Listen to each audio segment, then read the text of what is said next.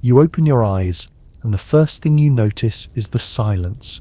Not the comfortable silence of your bedroom back on Earth, but a deep mechanical hum that vibrates through the walls of the spacecraft.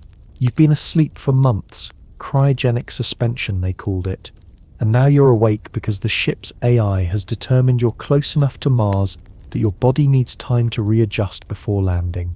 Your muscles feel weak, almost non-existent, and when you try to sit up, you float slightly before the artificial gravity catches you. Through the small porthole window beside your pod, you can see it, a rust-colored sphere growing larger against the infinite blackness of space, dotted with white at its poles and scarred with ancient valleys that stretch across its surface like veins. Mars, your new home. The year is 2050, and you are about to become one of the first permanent colonists on another planet. The journey from Earth took 7 months, though you were conscious for only a few weeks of it. You remember the departure, standing in the boarding area with 300 other colonists, looking back at Earth through the massive observation deck, watching that blue marble shrink until it became just another point of light among billions. Your family was there at the launch facility, crying, waving, holding signs. Your mother couldn't stop touching your face, as if memorizing it. We'll video call, you told her, though both of you knew the transmission delay would make conversations feel like sending letters to the past. 22 minutes for a message to reach Earth, another 22 for a response. You'd be talking to ghosts, essentially versions of your loved ones that existed almost an hour ago. The thought made you feel more alone than you'd ever felt in your life, but you signed the contract anyway. Earth was struggling. Climate change, resource depletion, political instability. Everyone knew the story. Mars wasn't an adventure, it was a necessity. Humanity needed a backup plan, and you were part of it.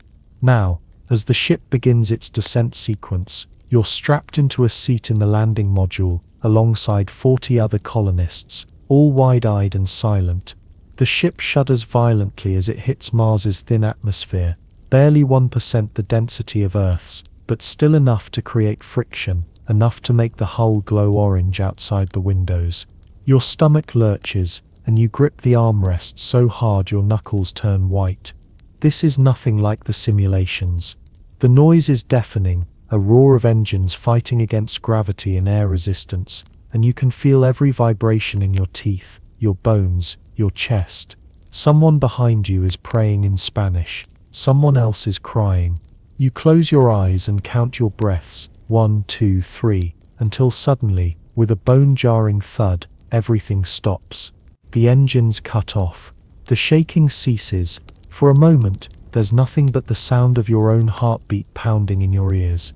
Welcome to Mars. The pilot's voice crackles through the intercom, and someone starts clapping. The applause spreads through the cabin, nervous and relieved and triumphant all at once. You unbuckle yourself and stand too quickly. Your body feels strange, lighter, as if you're standing on a trampoline. Mars's gravity is only 38% of Earth's, and intellectually you knew this, you trained for it, but knowing and experiencing are two completely different things. You take a tentative step forward and nearly stumble, your muscles overcompensating for weight that isn't there. Another colonist catches your elbow, steadies you. Easy, she says, smiling. We're all going to be walking like toddlers for a while. The airlock opens with a hiss, and you file out onto the landing platform. You're still inside the arrival dome, a massive pressurized structure built by the robots and early-stage crews who arrived years before you. But beyond the transparent panels, you can see the Martian surface for the first time with your own eyes, not through a screen or a window. It's overwhelming. The landscape stretches endlessly in every direction, a rusty desert of red soil and dark volcanic rock, punctuated by craters and boulder fields. In the distance, you can make out the edge of Valles Marineris, the largest canyon in the solar system, a slash in the planet's surface so vast it makes the Grand Canyon look like a crack in pavement. The sky above you isn't blue. It's butterscotch, a pale peachy beige that gradates to darker salmon near the horizon, and the sun, oh God, the sun is smaller than you've ever seen it, a tiny distant disk that offers light but somehow feels cold, detached. You realize with a strange pang that you'll never feel warm sunlight on your skin again. Not like Earth. Not unless you go back. A guide in a white environment suit approaches your group, helmet under one arm. You've got about 30 minutes to acclimate before we suit you up for the walk to the main colony, she announces. Her accent is American, maybe Texan. Use the bathroom now if you need to. Drink water, move around, get used to the gravity. And yes, some of you will throw up. There are bags on the walls. Don't be embarrassed. It happens to about 60% of new arrivals. She's right. Within 10 minutes, you see at least 5 people reaching for the bags, their faces pale and sweaty. Your own stomach feels unstable, like you're on a boat in rough seas, but you force yourself to take slow, measured breaths.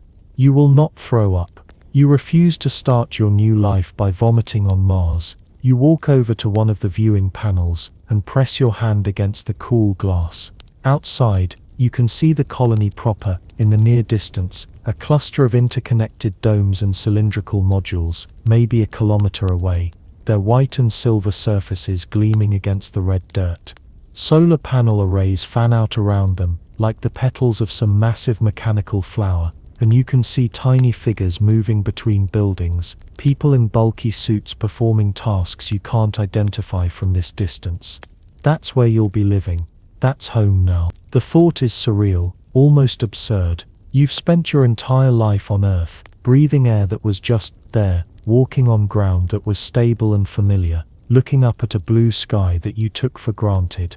And now you're standing on a planet that wants to kill you, where the atmosphere is 95% carbon dioxide and would suffocate you in minutes, where the temperature outside is currently minus 63 degrees Celsius, where the air pressure is so low your blood would literally boil if you stepped outside without a suit. You're alive on Mars only because of technology, because of the machines and systems and structures that humans built to carve out a tiny pocket of habitability on this dead world. First-timers, a voice says beside you, and you turn to see an older man, maybe 50, with grey streaks in his beard and smile lines around his eyes. I can always tell. You get this look, like you're not sure if you're dreaming or having a nightmare. He extends a hand. I'm David.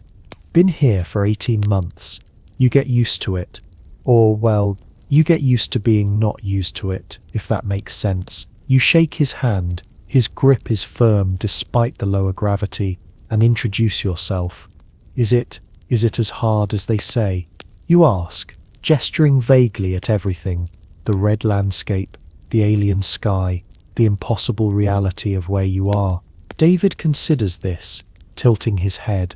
Harder in some ways, easier in others. Your body adapts faster than you'd think. The low gravity feels amazing after a while, you'll see. But the isolation, that's the real challenge. The feeling that you're so far from everything and everyone you've ever known. Some people can't handle it. We've had 3 colonists request early return missions already. He pauses. But most of us stay. Most of us find something here worth more than what we left behind. Before you can respond, the guide announces it's time to suit up. You're led to a preparation room, where rows of environment suits hang on the walls, each one a marvel of engineering, layered with insulation, radiation shielding, temperature regulation systems, and enough oxygen recycling to keep you alive for 8 hours. A technician helps you into yours, explaining each component as she seals it. The suit is bulky, but surprisingly light in the low gravity, and when the helmet locks into place with a soft click, you're suddenly aware of every sound you make, your breathing, your heartbeat, the rustle of fabric against fabric. The heads-up display activates, scrolling information across the inside of your visor, oxygen levels, suit pressure, external temperature, radiation exposure. It's like being inside a video game, except the stakes are real. One tear in this suit, one malfunction, and you'd be dead in seconds. The airlock cycles, and then you're outside, actually outside, standing on the surface of Mars. Your first step is cautious. Testing, and your boot sinks slightly into the fine red dust. Regolith, they call it, powdery and static, clingy, and covering absolutely everything. You take another step, then another, and it feels like walking on the moon footage you've seen, that bouncing, floating gait that comes from having a third of your normal weight. Around you, the other colonists are doing the same, some laughing nervously through their helmet comms, others silent and awestruck. You kneel down and touch the ground with your gloved hand, running your fingers through the rusty soil. This is real. You are actually, physically, undeniably standing on another planet. The walk to the main colony takes 20 minutes, following a marked path that's been cleared of larger rocks and reinforced with some kind of polymer surface to prevent too much dust from kicking up.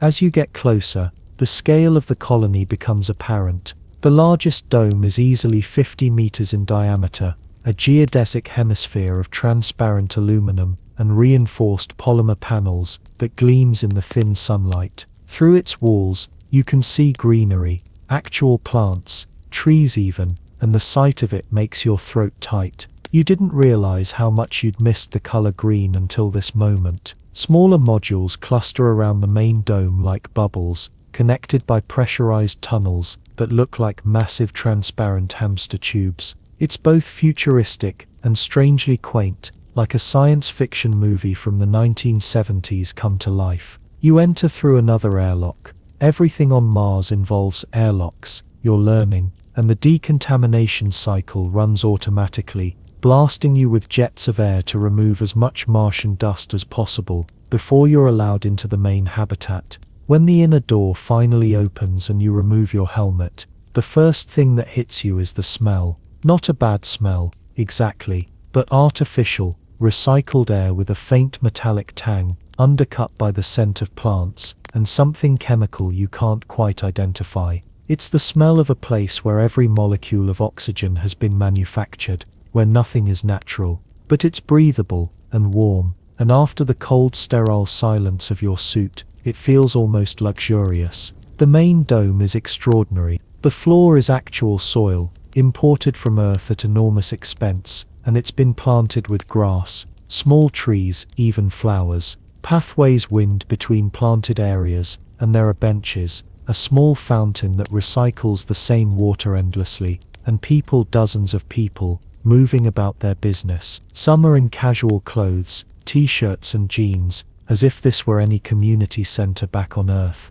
Children are playing near the fountain. Children, on Mars. The cognitive dissonance is staggering.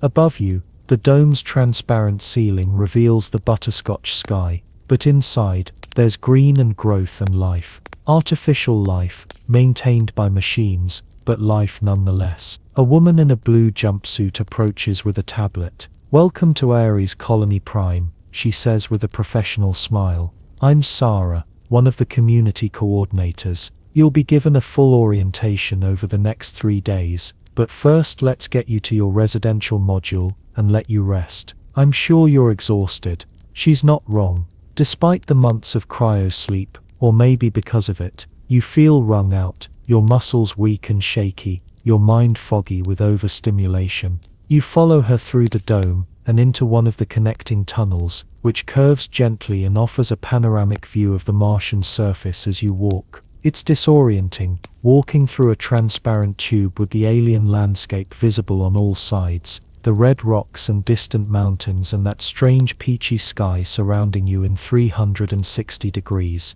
Your residential module is in one of the smaller cylinders, a compact unit that you'll be sharing with 3 other colonists. Sarah palms open the door, and you step inside. It's small, very small. You have a bunk bed, a storage locker, a fold-down desk, and about a meter of personal space. The walls are white polymer, slightly curved, and there's a window, an actual window, not a screen, looking out onto the surface. Your roommates aren't here yet, they're still in orientation processing.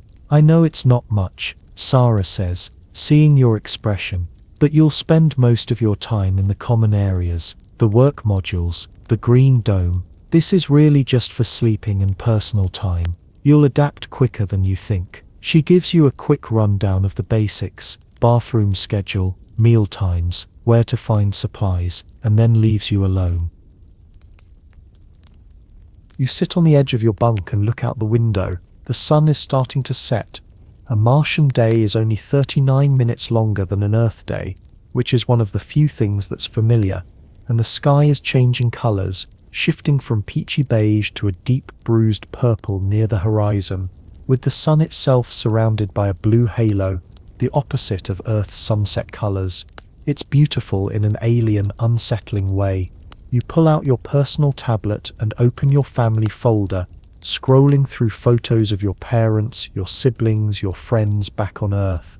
They look impossibly far away now, like characters from a movie you once watched. You open a message window and start typing, "I made it.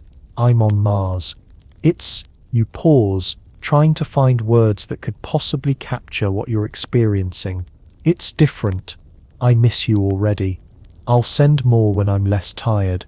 Love you. You hit send and watch the message queue for transmission, knowing it won't reach them for 22 minutes, knowing their response won't come for at least 44, knowing that this is how all your conversations will be from now on. Delayed, disconnected, asynchronous echoes across the void. A chime sounds through the habitat, and Sarah's voice comes through the intercom. All new arrivals, dinner is being served in Common Dome 3 in 30 minutes. Please make your way there when you're ready. Tonight's menu is rehydrated pasta with synthetic protein and actual lettuce from our hydroponic farms. Yes, actual lettuce. You're welcome. Despite everything, the exhaustion, the strangeness, the crushing weight of realization about how far you are from everything you've ever known, you smile. Actual lettuce. On Mars. You stand up, your body still adjusting to the weird lightness of partial gravity, and head out to find Common Dome 3. This is your life now. You are a Martian colonist, and somehow, impossibly, you're going to have to figure out how to make this work. Common Dome 3 is smaller than the main greenhouse dome, but it's designed to feel communal and warm despite being a pressurized bubble on a dead planet. The ceiling is lower here, maybe 4 meters high, and the walls are lined with digital screens displaying scenes from Earth, forests, oceans, cities at night, rotating every few minutes, as if to remind you what you left behind, or perhaps to give you something familiar to look at while you eat. Round tables are scattered throughout the space, each seating 6 to 8 people, and there's a serving line along one wall where colonists are queuing up with trays. The sound of conversation fills the air, dozens of voices overlapping in multiple languages: English, Mandarin, Spanish, Hindi, Arabic. This colony is international by design, a joint venture between multiple space agencies and private corporations, and it shows in the diversity of faces around you. You grab a tray and join the line. The person ahead of you, a young woman with short black hair and a Japanese flag patch on her jumpsuit, glances back and smiles. "First day," she asks, and you nod. "Me too. I'm Yuki, structural engineer." You introduce yourself and tell her your role, agricultural technician, assigned to the hydroponic farms. "Oh, you're going to be busy," she says. "Everyone here is obsessed with fresh food. The rehydrated stuff is fine, but anything grown in actual soil or water, people treat it like gold." She's right. When you reach the serving station, the person ladling food onto your plate gives you an extra scoop of lettuce and grins. "Welcome bonus," he says. "Fresh greens for the newbies. Don't get used to it. We ration this stuff carefully." You find a seat at a half-empty table, and Yuki joins you. Within minutes, others fill in around you. A Brazilian geologist named Carlos, a Canadian medical technician named Sophie, and a Russian robotics specialist named Dmitry, who's been on Mars for 11 months and immediately launches into advice. "Don't trust the shower schedule they give you," he says, pointing his fork at you for emphasis. "Everyone tries to shower at the same time, because the water is warmest in the evening cycle. Go early morning instead, 6 a.m., and you'll have the bathroom to yourself." Sophie nods in agreement. "Also, take vitamin D supplements religiously. They provide them for free at the medical bay. The UV lamps help, but it's not the same as real sunlight. I've seen people get seasonal depression within weeks of arriving. The food is not terrible. The pasta is definitely rehydrated, with that slightly rubbery texture that gives it away, and the synthetic protein tastes like chicken but with an aftertaste that's hard to place, vaguely chemical. But the lettuce is crisp and fresh and tastes like earth, like home, and you eat it slowly, savoring every bite. Around you, people are talking about their work assignments, their training, their families back home. Carlos mentions that his daughter just started university in Sao Paulo, and he won't get to see her graduate. Sophie talks about the research opportunities here, the medical data they're collecting on long-term low-gravity effects on human physiology. Dimitri complains about the internet lag. You can't play any real-time games with Earth, he says mournfully. Everything has to be turn-based or asynchronous. I used to play first-person shooters with my brother every weekend. Now we play chess, like we're in the 1800s sending moves by telegraph. After dinner, there's a brief orientation meeting in the same dome. A tall man with graying hair and a calm, authoritative presence introduces himself as Commander Zhang Wei, the current colony director. You've taken an enormous step today, he begins, his voice carrying easily through the space. You've left behind everything familiar to build something unprecedented. Over the next weeks and months, you'll face challenges you didn't anticipate. You'll feel homesick. You'll feel claustrophobic. Some of you will wonder if you made a mistake. He pauses, looking around the room. That's normal. What's important is that you're not alone. This colony functions because we work together, because we support each other. On Earth you could be independent. Here we're interdependent. Every person in this room relies on every other person, whether it's the engineers maintaining our life support, the farmers growing our food, the doctors keeping us healthy, or the technicians ensuring our water recycling works perfectly. We are a system, and systems require trust and cooperation. He goes on to explain the colony's structure: 20-hour work weeks with the rest of the time for personal projects, exercise, education, or rest. The lower gravity means physical labor is less taxing, but it also means mandatory exercise to prevent muscle and bone loss. 2 hours per day in the resistance gym. There are psychological counselors available, both in person and via delayed video link with Earth. There's a small library, a workshop for hobbies, even a greenhouse section where colonists can request to grow personal plants if there's space available. We're not just surviving here, Zhang Wei says, we're living. We're building a culture, a society. Yes, it's small, 347 people currently, but it's ours. You are now Martians. Welcome home. After the meeting, you wander back toward your residential module, but you're not tired yet despite the long day. Instead, you find yourself drawn back to the main greenhouse dome, which stays open 24 hours. At night, well, Martian night, which is only slightly longer than an Earth night, the dome's interior lights dim to mimic evening, and the transparent ceiling reveals the Martian sky. You step inside and immediately stop breathing for a moment. The stars, oh God, the stars. Without Earth's thick atmosphere to distort them, without light pollution, the stars are incredible, thousands upon thousands of them, sharp and bright and steady, not twinkling but burning with constant intensity.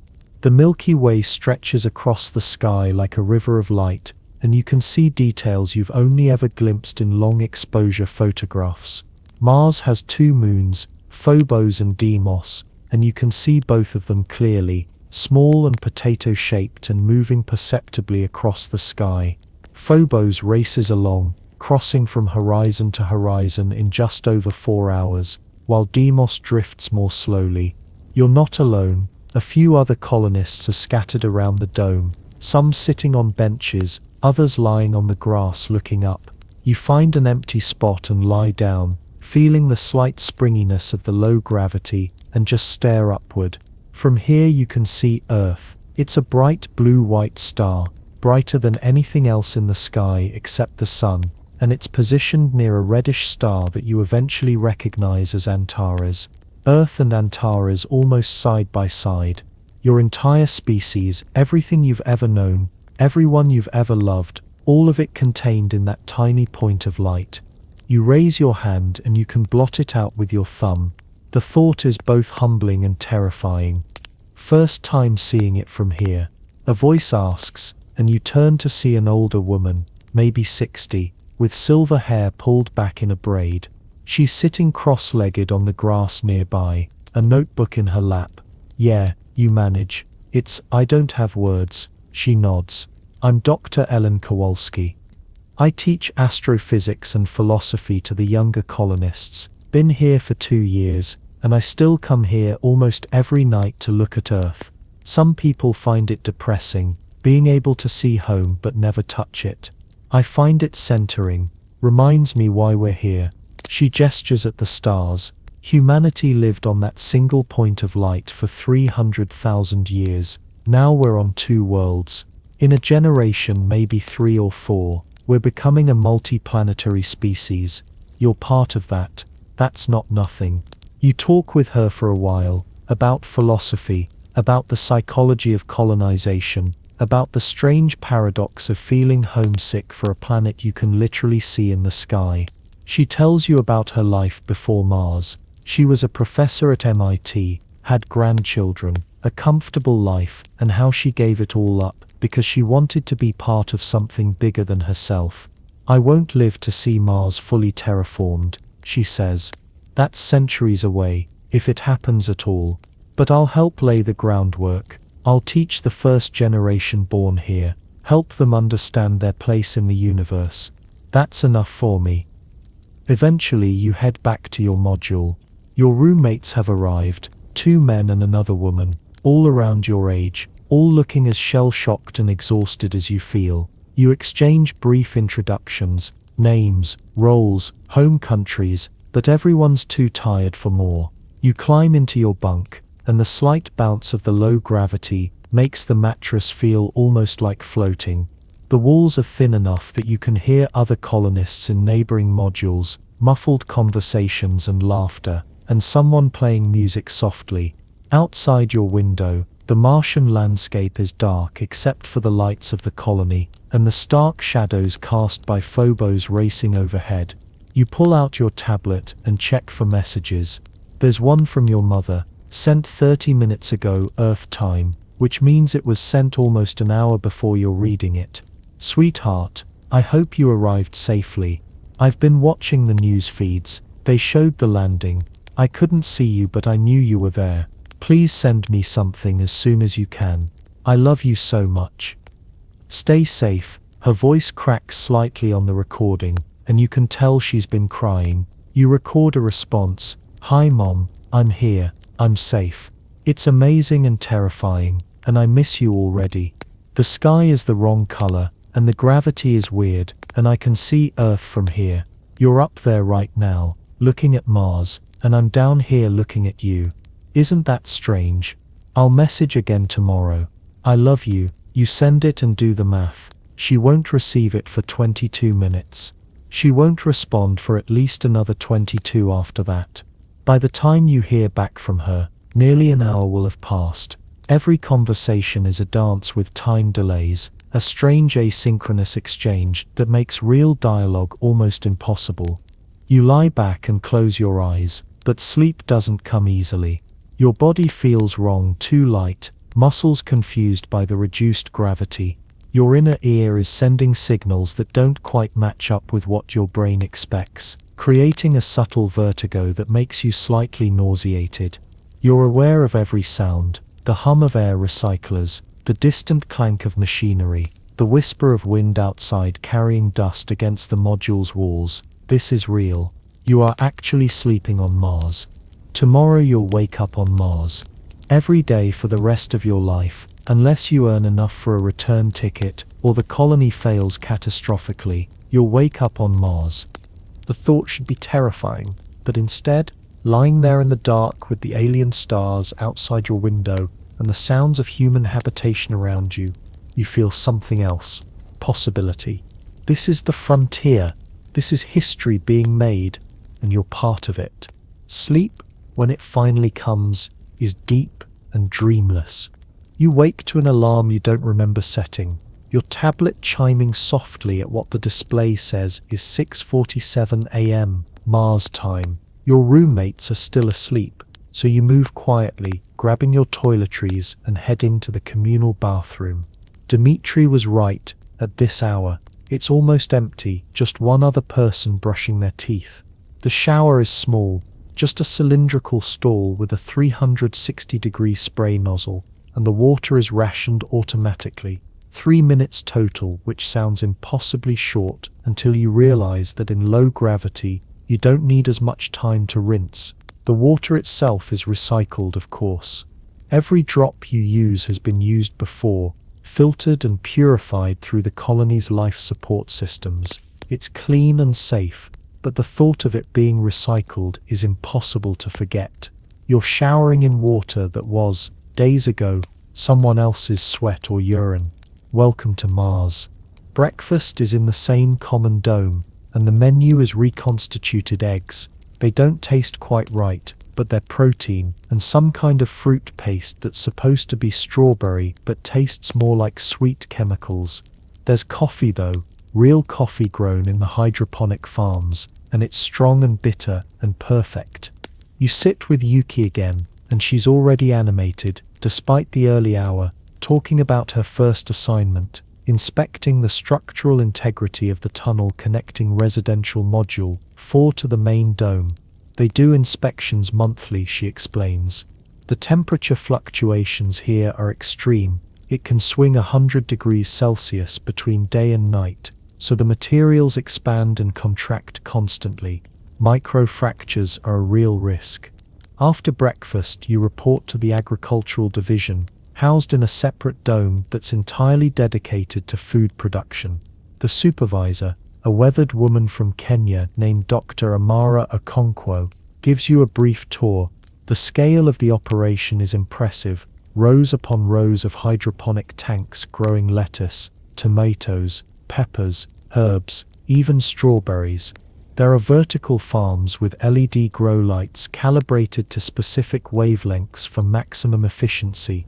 There are experimental sections testing Martian regolith as a growing medium, mixed with earth soil and nutrients. We're 80% self-sufficient for vegetables, Dr. Okonkwo explains. Grains are harder, wheat, rice, they take too long and require too much space. We import those from Earth, along with most of our protein, but we're working on it. There's a team trying to raise fish in closed-loop aquaponics. Another group is experimenting with insect protein, crickets, mealworms, not glamorous, but efficient. Your job for now is basic maintenance, checking pH levels, monitoring nutrient solutions, inspecting plants for disease or pests, though pests are rare since the environment is so controlled. It's methodical work, almost meditative, and you find yourself falling into the rhythm of it. The dome is warm and humid, smelling of green growing things, and it's the most Earth-like environment in the entire colony. You understand now why people treat fresh vegetables like treasure. In this place, this red desert of a world, green is a luxury, a reminder of life. During your lunch break, you explore more of the colony.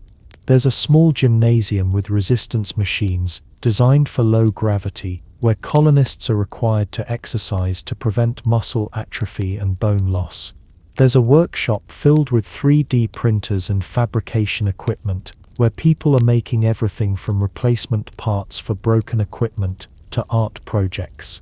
You pass a classroom where Dr. Kowalski is teaching a group of teenagers, children who came here with their families, growing up Martian. They're studying orbital mechanics, and one kid, maybe 14, is arguing passionately about the feasibility of terraforming. We'd need to warm the planet by at least 60 degrees, he's saying. How are we supposed to do that without a magnetosphere to protect the atmosphere? Dr. Kowalski smiles patiently. Good question. Let's talk about proposed solutions. You find yourself in the observation lounge, a small module with floor-to-ceiling windows offering a panoramic view of the Martian landscape. A few colonists are here, reading or working on tablets, and you take a seat near the window. Outside, a dust devil, a small whirlwind, dances across the red plain, kicking up a spiral of fine particles that glitters in the sunlight. The sky is its usual butterscotch color, and you're starting to get used to it, though it still looks wrong, like someone adjusted the color balance on reality. In the distance, you can see one of the automated rovers making its way toward a drilling site, its solar panels gleaming. Your tablet chimes, a message from Earth. Your mother, responding to your message from last night. "Oh, sweetheart, I'm so relieved to hear from you. Your father and I watched your video 5 times. You look tired but happy. We're so proud of you, even though we miss you terribly. Your sister says to tell you she's jealous. She always wanted to go to space. Take care of yourself. Eat well. Exercise. Don't work too hard. I love you more than words can say." Her face on the video is smiling, but her eyes are red, and you know she's been crying. The distance has never felt more real. She sent this message an hour ago, relative to you receiving it. By the time you respond, another hour will pass. You're living in different time streams. Your lives no longer quite synchronized. You spend the afternoon back in the agricultural dome, learning the systems, meeting other members of the team. There's a German botanist named Klaus, who's been crossbreeding tomatoes to develop varieties that grow better in low pressure. There's a Vietnamese microbiologist named Lim, who manages the bacterial cultures used to break down waste into fertilizer. Everything cycles here, she explains. Nothing is wasted. Your waste becomes fertilizer, which grows plants, which you eat, which becomes waste again. It's a closed loop. On Earth you could be wasteful because the planet was big enough to absorb it. Here every atom matters. That evening, there's a community gathering in the main dome. Apparently this happens twice a week, a chance for colonists to socialize, share news, celebrate birthdays or work milestones. Someone has set up speakers and is playing music, an eclectic mix of genres from different cultures. People are dancing, trying to dance in low gravity, which results in a lot of bouncing and laughter as people overshoot their movements and have to catch themselves. You see Commander Zhang talking with a group of engineers, gesturing animatedly. You see children playing tag, leaping improbably high, and squealing with delight. You see Dr. Kowalski, sitting with a group of older colonists, deep in conversation. Yuki finds you and pulls you into the crowd. "Come on, you have to try dancing in Martian gravity. It's ridiculous and fun." She's right. When you try to move to the music, your body doesn't behave the way you expect. Every step bounces you higher than intended. Every turn is exaggerated. It feels absurd and joyful and completely alien, and within minutes you're laughing, genuinely laughing, for the first time since you arrived. Later, sitting on the grass under the dome, drinking recycled water from a canteen, you watch the party continue around you. Someone starts a sing-along, and voices rise in a song you don't recognize. Lyrics in what sounds like Russian. Others join in, some humming along, even if they don't know the words. There's a sense of community here, of shared purpose, that you haven't felt before. These people, from dozens of countries, speaking dozens of languages, with different backgrounds and beliefs, have all made the same impossible choice you did. They've left Earth behind, to build something new. That night, falling asleep is easier. Your body is starting to adjust to the gravity, and the sounds of the colony are becoming familiar, rather than strange. Through your window, you can see Phobos racing across the star-filled sky, and Earth, that bright blue star, hanging in the same position it always does. You think about your mother's message, about your family sleeping while you're awake, about the 44-minute gap between your realities. You think about the work you did today, the plants you tended, the food that will feed people in a few weeks. You think about dancing in low gravity, about the community gathering, about the teenagers in Dr. Kowalski's class dreaming of terraforming this world. You are a Martian colonist. And slowly, inexorably, Mars is beginning to feel like home. You wake on your third Martian morning to the sound of wind. Not the gentle breeze you knew on Earth, but a thin, high-pitched whistle as particles of iron oxide dust scrape against the outer hull of your module. Through the window, you can see the sky has changed. It's darker, more orange than usual, and visibility has dropped dramatically. A dust storm is rolling in, not one of the planet-wide monsters that can last for months, but significant enough that all outside activities have been cancelled for the day. The message on your tablet confirms it. All EVA operations suspended until further notice. Remain in pressurized areas. Solar power output reduced to 43%. Non-essential electrical usage should be minimized. You make your way to the common area for breakfast, and the atmosphere is noticeably different. People are quieter, moving more slowly, and there's a tension in the air that wasn't there before. You sit with Carlos, the geologist, who explains dust storms mess with everything. Solar panels get covered, power generation drops, and we have to run on batteries. Temperature drops because less sunlight gets through. And psychologically, being trapped inside for days while wind screams outside, and you can't see 10 meters, it gets to people. He stirs his reconstituted oatmeal absently. My second month here, we had a storm that lasted 3 weeks. 2 colonists had complete breakdowns. One tried to go outside without authorization. Security had to restrain him. The day stretches long and strange, without outside work to do. Colonists fill the time in different ways. Some exercise obsessively in the gym. Others cluster in the library, reading or watching movies on tablets. You spend several hours in the agricultural dome, which becomes a refuge. The plants don't care about the storm outside.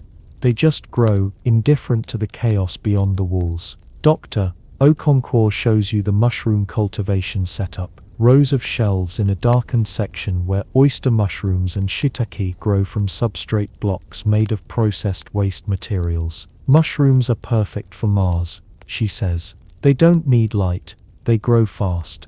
They're nutritious, and they help break down organic waste. Plus they taste like real food, not synthetic protein. You learn to check the mycelia for contamination, to maintain humidity levels, to harvest at the right moment before the caps flatten out. It's delicate work, requiring attention and care, and you find it absorbing enough to forget about the storm for hours at a time. But when you take a break and look through the dome's transparent panels, reality reasserts itself.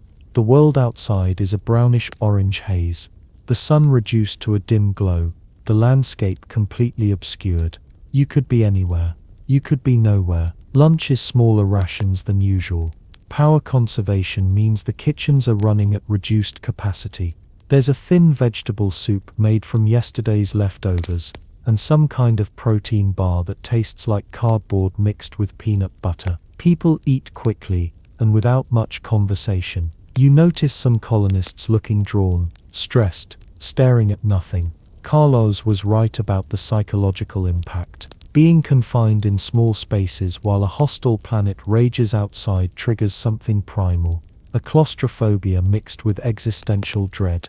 In the afternoon, you attend an optional workshop on Martian geology led by Carlos himself. About 15 colonists show up, and he projects images on the wall, spectacular landscapes captured by rovers and drones over the years. He shows you Olympus Mons, the largest volcano in the solar system, 3 times the height of Everest and the size of France. He shows you the ancient river valleys, evidence that Mars once had flowing water billions of years ago. This planet was alive once, he says, his voice reverent. Not biologically alive, but geologically. Volcanoes erupting, water flowing, weather systems. Something happened, we're not entirely sure what, and it died. Lost its magnetic field, lost its atmosphere, lost its water. Everything froze or evaporated, or got buried. We're trying to bring it back to life. It's almost mythological when you think about it. Someone asks if we'll ever really terraform Mars, make it Earth-like. Carlos shrugs. Centuries from now, maybe. We'd need to warm the planet, thicken the atmosphere, somehow generate a magnetic field to protect it from solar radiation. There are proposals: crash comets into the poles to release CO2, use orbital mirrors to reflect sunlight, genetically engineer bacteria to produce greenhouse gases. But we're talking about a project that would take hundreds of years and cost more than the entire current global economy. For now, we live in bubbles and suits. Our grandchildren's grandchildren might walk outside with just an oxygen mask. Their grandchildren might not even need that. After the workshop, you wander to the observation lounge, but the view is useless, just opaque orange murk. Instead, you find yourself in the colony's small library, a quiet room lined with actual physical books sent from Earth at enormous expense, plus shelves of tablets loaded with digital texts. Dr. Kowalski is here, reading a worn paperback. She looks up when you enter and pats the seat next to her. "Rough day?" she asks, and you nod. "The storms affect everyone differently," she says. "Some people barely notice, others feel like the walls are closing in. The key is finding something to anchor yourself. For me, it's reading, reminding myself that humans have always lived in hostile environments: Arctic tundra, high deserts, deep forests. We're adaptable. This is just more hostile than usual." You talk with her about adaptation, about how the human body is already changing here. Bones losing density despite the exercise regimens, muscle mass decreasing, vision changing slightly due to fluid shifts in low gravity. "We're becoming Martian," she says. "Physiologically, I mean. Give it a few generations of people born and raised here, and they'll be noticeably different from Earth humans. Taller probably. Low gravity allows for greater height, weaker bones and muscles, since they don't need to fight Earth's gravity. Maybe changes to the cardiovascular system, the inner ear. We're watching evolution in real time, compressed into decades instead of millennia." The thought is both fascinating and unsettling. If you stay here long enough, if you have children here, they'll be alien to Earth in some fundamental way. They might never be able to visit. Their bodies too adapted to Martian gravity to handle Earth's crushing pull. There'll be a new branch of humanity, forever separated from the home world. Dinner that evening is a quiet affair. The storm is intensifying. You can hear it now, even through the insulated walls. A constant low roar punctuated by impacts as larger particles strike the habitat. The lights flicker once, twice, and people tense, but the backup systems hold. Commander Zhang makes an announcement. "We're stable, battery reserves at 68%. If the storm continues past tomorrow, we'll implement Stage 2 conservation protocols, but there's no immediate danger. Try to rest, stay calm, and remember we've weathered worse than this." You retreat to your module early. Your roommates are already there, and the mood is subdued. One of them, a Japanese engineer named Takeshi, is video calling his family on Earth, and you can hear his side of the conversation. 44-minute delayed questions and responses that don't quite line up, creating a disjointed pseudo-dialogue. "Yes, I'm safe. The storm is bad but manageable. I miss you too. No, I haven't changed my mind. I'm staying the full contract. 5 more years." His voice cracks slightly on that last part, and you politely look away, giving him privacy in the tiny space where privacy barely exists. You lie in your bunk and try to read, but concentration is difficult. The wind outside is relentless, and every sound makes you hyper-aware of the thin walls separating you from a planet that would kill you in seconds. You think about Earth, about walking outside whenever you wanted, about rain and clouds and blue sky. You think about the ocean. God, you miss the ocean, the smell of salt water, the sound of waves, the vastness of it. Mars has vastness, but it's empty vastness, dead vastness. No life anywhere, just rock and dust and frozen water hidden underground. Sleep comes in fragments. You dream of drowning, of being buried in red sand, of your suit tearing and your blood boiling in the low pressure. You wake gasping, heart pounding, and have to remind yourself where you are, that you're safe, that the walls are holding. Through the window, the storm continues. timeless and indifferent. By morning, your fourth day, the storm has diminished slightly. Visibility is still poor, but the wind has dropped to manageable levels. EVA operations remain suspended, but there's a shift in mood, a collective exhale. People move with more energy, talk more freely. You return to the agricultural dome and throw yourself into work, grateful for the distraction. Dr. Okonkwo has you help with pollination. In the absence of bees or wind, every tomato and pepper plant has to be manually pollinated, using small brushes. It's tedious, delicate work, but there's something meditative about it, about playing the role of nature in this artificial environment. During a break, you chat with Klaus, the German botanist. He's been on Mars for 16 months and has a relaxed philosophical attitude that you find calming. The trick, he says, is not fighting what Mars is. People come here expecting to recreate Earth, and they make themselves miserable. Mars is Mars, different light, different gravity, different everything. You have to find beauty in what it is, not mourn what it isn't. He shows you his personal project, a small section where he's growing bonsai trees, miniature maples and pines sculpted into elegant shapes. On Earth, bonsai is about controlling nature, imposing human aesthetics on growth. Here it's about creating nature where none exists. Different philosophy, same practice. The storm fully clears on your fifth day. When you wake and look out the window, the sky has returned to its usual butterscotch hue, and you can see the landscape again. Red rocks and distant mountains sharp and clear. There's a palpable sense of relief throughout the colony. EVA operations resume, and you watch from the observation lounge as suited figures emerge from airlocks to clear dust from solar panels, inspect external equipment, and resume mining operations at a nearby deposit of water ice. You get your own EVA assignment. On day 6, helping to expand the agricultural dome, a new section is being added, and you're part of the team that will transfer seedlings from the nursery to the new growing beds once the construction crew finishes their work. First though, you need to get certified for extended EVA operations. This means 3 hours of training with the safety officer, a no-nonsense Australian woman named Jessica, who's been on Mars for 2 years. She drills you relentlessly on suit operations, emergency protocols, buddy system procedures. Your suit is not a piece of equipment, she says flatly. It's your body.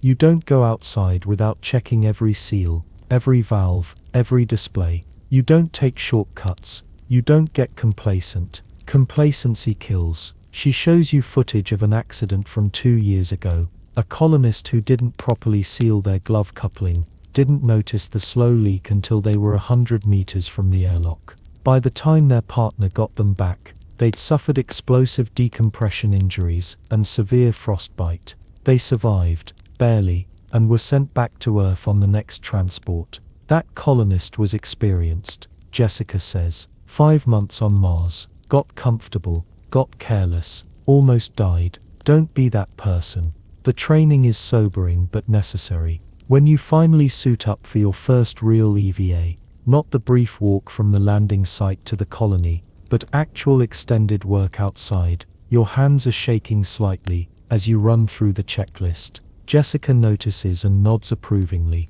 Good, you should be nervous. Nervous means careful. You buddy up with Yuki, who's also on her first extended EVA, and together you cycle through the airlock into the Martian environment. The silence hits you first. On Earth outside is never truly quiet. There's always wind, insects, birds, distant traffic. Mars is silent, in a way that feels almost aggressive. A complete absence of sound, except for your own breathing, and the faint mechanical hum of your suit's systems. Your boots crunch softly in the regolith as you walk, each step kicking up small puffs of dust that settle immediately in the thin atmosphere. The sun is high overhead, that small distant disk, and it casts sharp shadows across the landscape with no atmosphere to diffuse the light. You and Yuki make your way to the construction site, where the frame of the new dome section is already in place, a geodesic skeleton of titanium alloy struts waiting to be covered with transparent aluminum panels.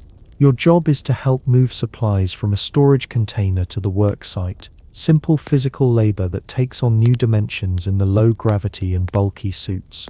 A bag that would weigh 20 kilos on Earth weighs less than 8 here.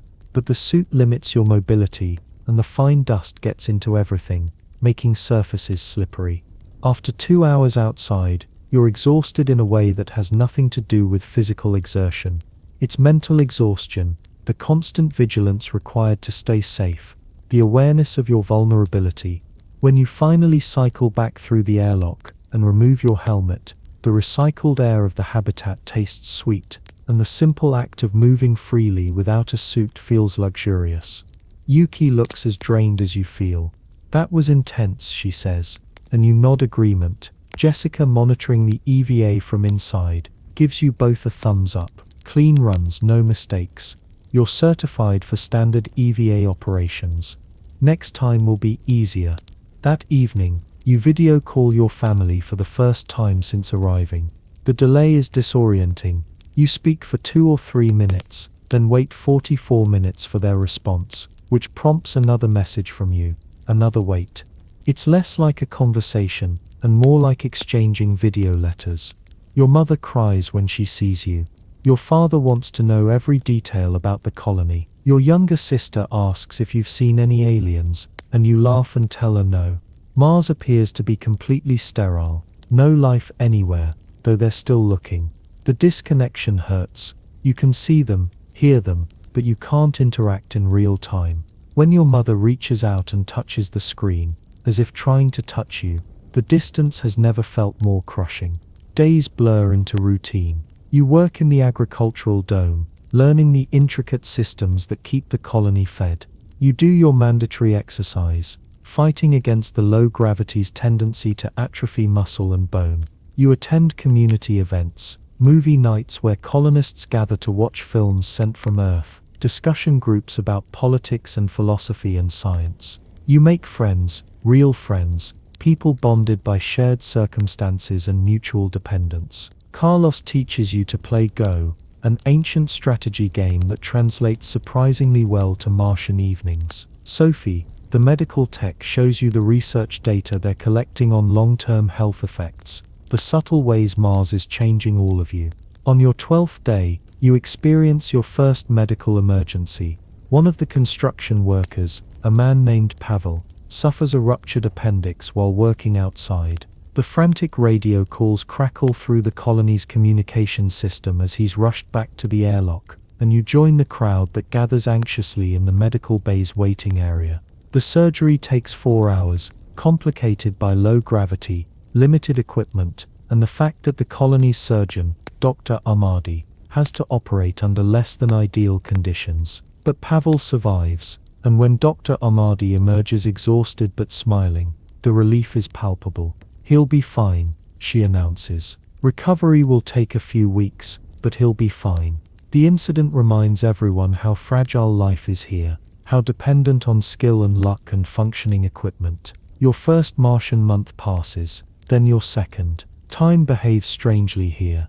The days are 39 minutes longer than Earth days, which doesn't sound like much but accumulates, throwing off your circadian rhythm in subtle ways. The colony uses Mars time, divided into 24 Martian hours that are each slightly longer than Earth hours. Your body eventually adjusts, but you never quite shake the feeling that time is moving at the wrong speed, that you're slightly out of sync with yourself. You watch the seasons change, though Martian seasons are almost twice as long as Earth's. The southern hemisphere, where the colony is located, is entering spring. The polar ice cap is beginning to sublimate, frozen CO2 turning directly to gas, and you can see it in satellite images, the cap shrinking day by day. The atmospheric pressure increases slightly as the carbon dioxide is released, though not enough to matter for human purposes. Still, it's a reminder that Mars isn't entirely dead, that it has weather and climate and dynamics all its own.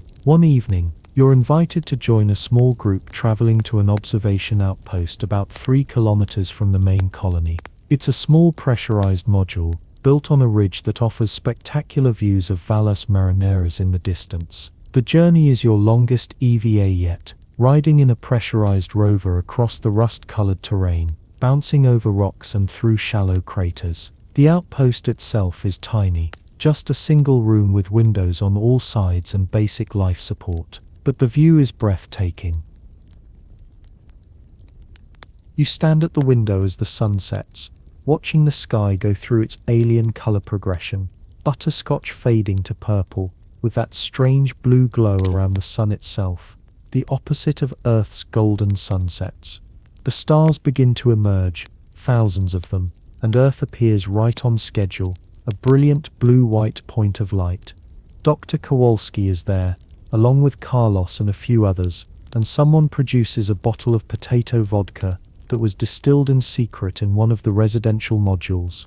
You pass it around, taking small sips, and talk about home. "I miss rain," Carlos says suddenly. "I know that's stupid, but I do. The smell of it, the sound on the roof, the way everything looks fresh afterward. I'd give anything for rain." Others chime in with their own specific longings.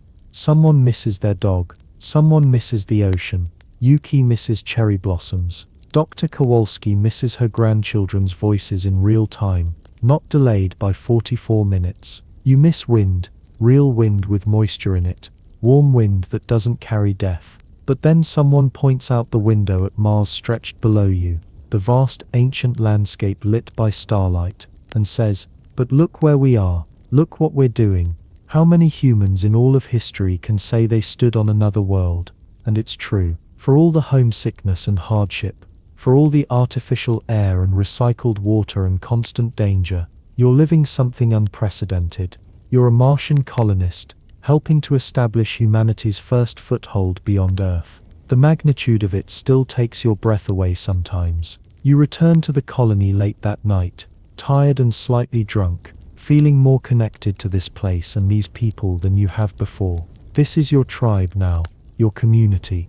These colonists who've left everything behind, who wake up every morning in this hostile environment and choose to build, to grow, to live. You're part of something larger than yourself, a project that will outlive you by centuries. In your bunk that night, you compose a message to your mother. "I think I'm becoming Martian," you tell her. Not just living on Mars, but becoming part of it. The way you stop noticing the color of the sky, the way low gravity starts to feel normal, the way you think in terms of souls instead of days. I still miss Earth. I still miss you. But Mars is home now, in a way I didn't expect. I hope you can understand that. I hope you can be happy for me, even while missing me. I love you. Your Martian daughter, son. You send it into the void, across millions of kilometers of empty space, knowing she'll receive it in less than an hour, knowing she'll cry when she reads it, knowing she'll respond with love and worry and pride all mixed together. And then you sleep, deep and dreamless, on your bunk on Mars, while outside the twin moons race across the star-filled sky, and the red planet slowly spins beneath you, ancient and patient and waiting for whatever humanity will make of it next. Your third month on Mars begins with something unexpected, a birthday party. Not yours. A colonist named Maria is turning 32, and the community has decided to celebrate properly. In the main dome, someone has strung up decorations made from recycled plastic sheeting, cut into colorful strips. There's a cake, an actual cake, baked in one of the small ovens using hoarded ingredients and precious sugar rations. It's small, barely enough for everyone to have a sliver, but it's real. And when Maria cuts into it, people cheer like it's the most amazing thing they've ever seen. Maybe it is. In a place where every calorie is calculated, where fresh food is rationed carefully, a cake represents an absurd luxury, a defiant gesture of normalcy against the red wasteland outside. You sing happy birthday in 4 different languages, and Maria cries, overwhelmed by the gesture. Afterward, people dance again to that strange low-gravity bounce, and someone starts a game of low-gravity volleyball using a balloon made from a medical glove. The balloon floats slowly, dreamily, and people leap impossibly high to hit it, shrieking with laughter when they overshoot and have to catch themselves. You find yourself laughing too, genuinely happy, and realize that moments like this, absurd, joyful, defiantly human moments, are what make survival here possible. Without celebration, without joy, the colony would just be a prison. With it, it becomes a home. Doctor, a Concours assigns you a new project, developing a strain of potatoes optimized for Martian conditions. Potatoes are already a staple crop here. They grow relatively quickly, they're nutritious, and they can be prepared dozens of ways. But the current varieties require too much water and are vulnerable to the specific light spectrum from the grow lamps. Your job is to work with Klaus and the genetics team to crossbreed different varieties, testing them in controlled conditions, documenting growth rates and yield. It's painstaking work that will take months, maybe years, to produce results, but it's important work. Every percentage point improvement in crop efficiency means the colony can support more people, can become more self-sufficient. You spend long hours in the experimental agriculture section, a climate-controlled area where hundreds of potato plants grow in carefully monitored conditions. You learn to hand-pollinate, to carefully track genetic lineages, to measure every variable: soil pH, nutrient levels, light exposure, temperature fluctuations. Klaus works beside you, patient and methodical, explaining the science in his accented English. On Earth we had millions of years of evolution optimizing plants for Earth conditions, he says. Here we have to do that work ourselves, compress millions of years into decades. We are playing God, in a way, creating Mars-adapted life. The thought is profound and slightly unsettling. These potatoes you're developing will be genuinely Martian organisms, adapted specifically for conditions found nowhere else in the solar system. If you succeed, they'll be grown here for generations, feeding colonists you'll never meet. Your work will outlive you, embedded in the genetic code of plants that will sustain humanity's future on this world. One afternoon, an alarm sounds, not an emergency alarm, but the notification that a supply ship from Earth has entered Mars orbit. The colony erupts in excitement. Supply ships arrive every 26 months when Earth and Mars are favorably aligned, bringing fresh food, equipment, replacement parts, personal packages, and new colonists. This ship, the Aldrin 7, carries 80 new arrivals and over 40 tons of supplies. More importantly for you personally, it carries a package from your family. The unloading process takes 3 days. The ship can't land, it's too massive, so cargo shuttles ferry loads down to the surface in repeated trips. You watch from the observation lounge as the shuttles descend, their retro-rockets kicking up massive plumes of red dust. Each landing is an event, with colonists gathering to watch, speculating about what's in each container. When the personal packages are finally distributed, you clutch yours to your chest and retreat to your bunk to open it privately. Inside, letters written by hand from your family, because somehow physical paper feels more real than digital messages. Photos of your nephew who was born after you left, a tiny human you've never held, a small package of your favorite tea, absurdly expensive to ship but priceless to you, a thumb drive loaded with videos, your sister's wedding that you missed, your father's birthday party, random clips of daily life on Earth. You watch them all, crying silently in your bunk, headphones on so your roommates can't hear. The videos are beautiful and painful, windows into a life that's no longer yours, showing you everyone you love moving through their days while you're here, 44-minute messages away, living a completely different existence. There's also a letter from your grandmother, written in her shaky handwriting. She's 91 now, and the letter is short. "I probably won't live to see you again, sweetheart. That's okay, I'm proud of you. You're doing something remarkable. When I was young, going to the moon was science fiction. Now my grandchild lives on Mars. What a world, what a life. Be brave, be kind, make me proud up there among the stars." You fold the letter carefully and tuck it into your personal locker, next to the photo of your family. You'll keep it forever. The new colonists arrive disoriented and overwhelmed, just like you were months ago, and you find yourself helping them acclimate, answering questions, showing them around. It's strange to be on the other side of that experience, to be the veteran explaining how things work. One of the new arrivals, a young engineer from Brazil named Lucas, reminds you of yourself, wide-eyed and terrified and trying to hide it. You take him under your wing, show him the best times to shower, where to find quiet spaces when you need solitude, which colonists are friendly and which prefer to be left alone. He's grateful, and helping him helps you process your own experience, makes you realize how much you've adapted in just 3 months. With the new arrivals, the colony population swells to 427 people. It's noticeable immediately. The common areas are more crowded, the meal lines longer, the bathroom schedules more complicated. But there's also new energy, new skills, new perspectives. Among the arrivals is a professional chef from France, who immediately begins experimenting with the limited ingredients available, creating dishes that are actually delicious rather than merely nutritious. There's a musician who starts offering free concerts in the main dome, playing violin pieces that echo beautifully in the enclosed space. There's a teacher who expands the school for the colony's children, offering advanced classes in mathematics and literature.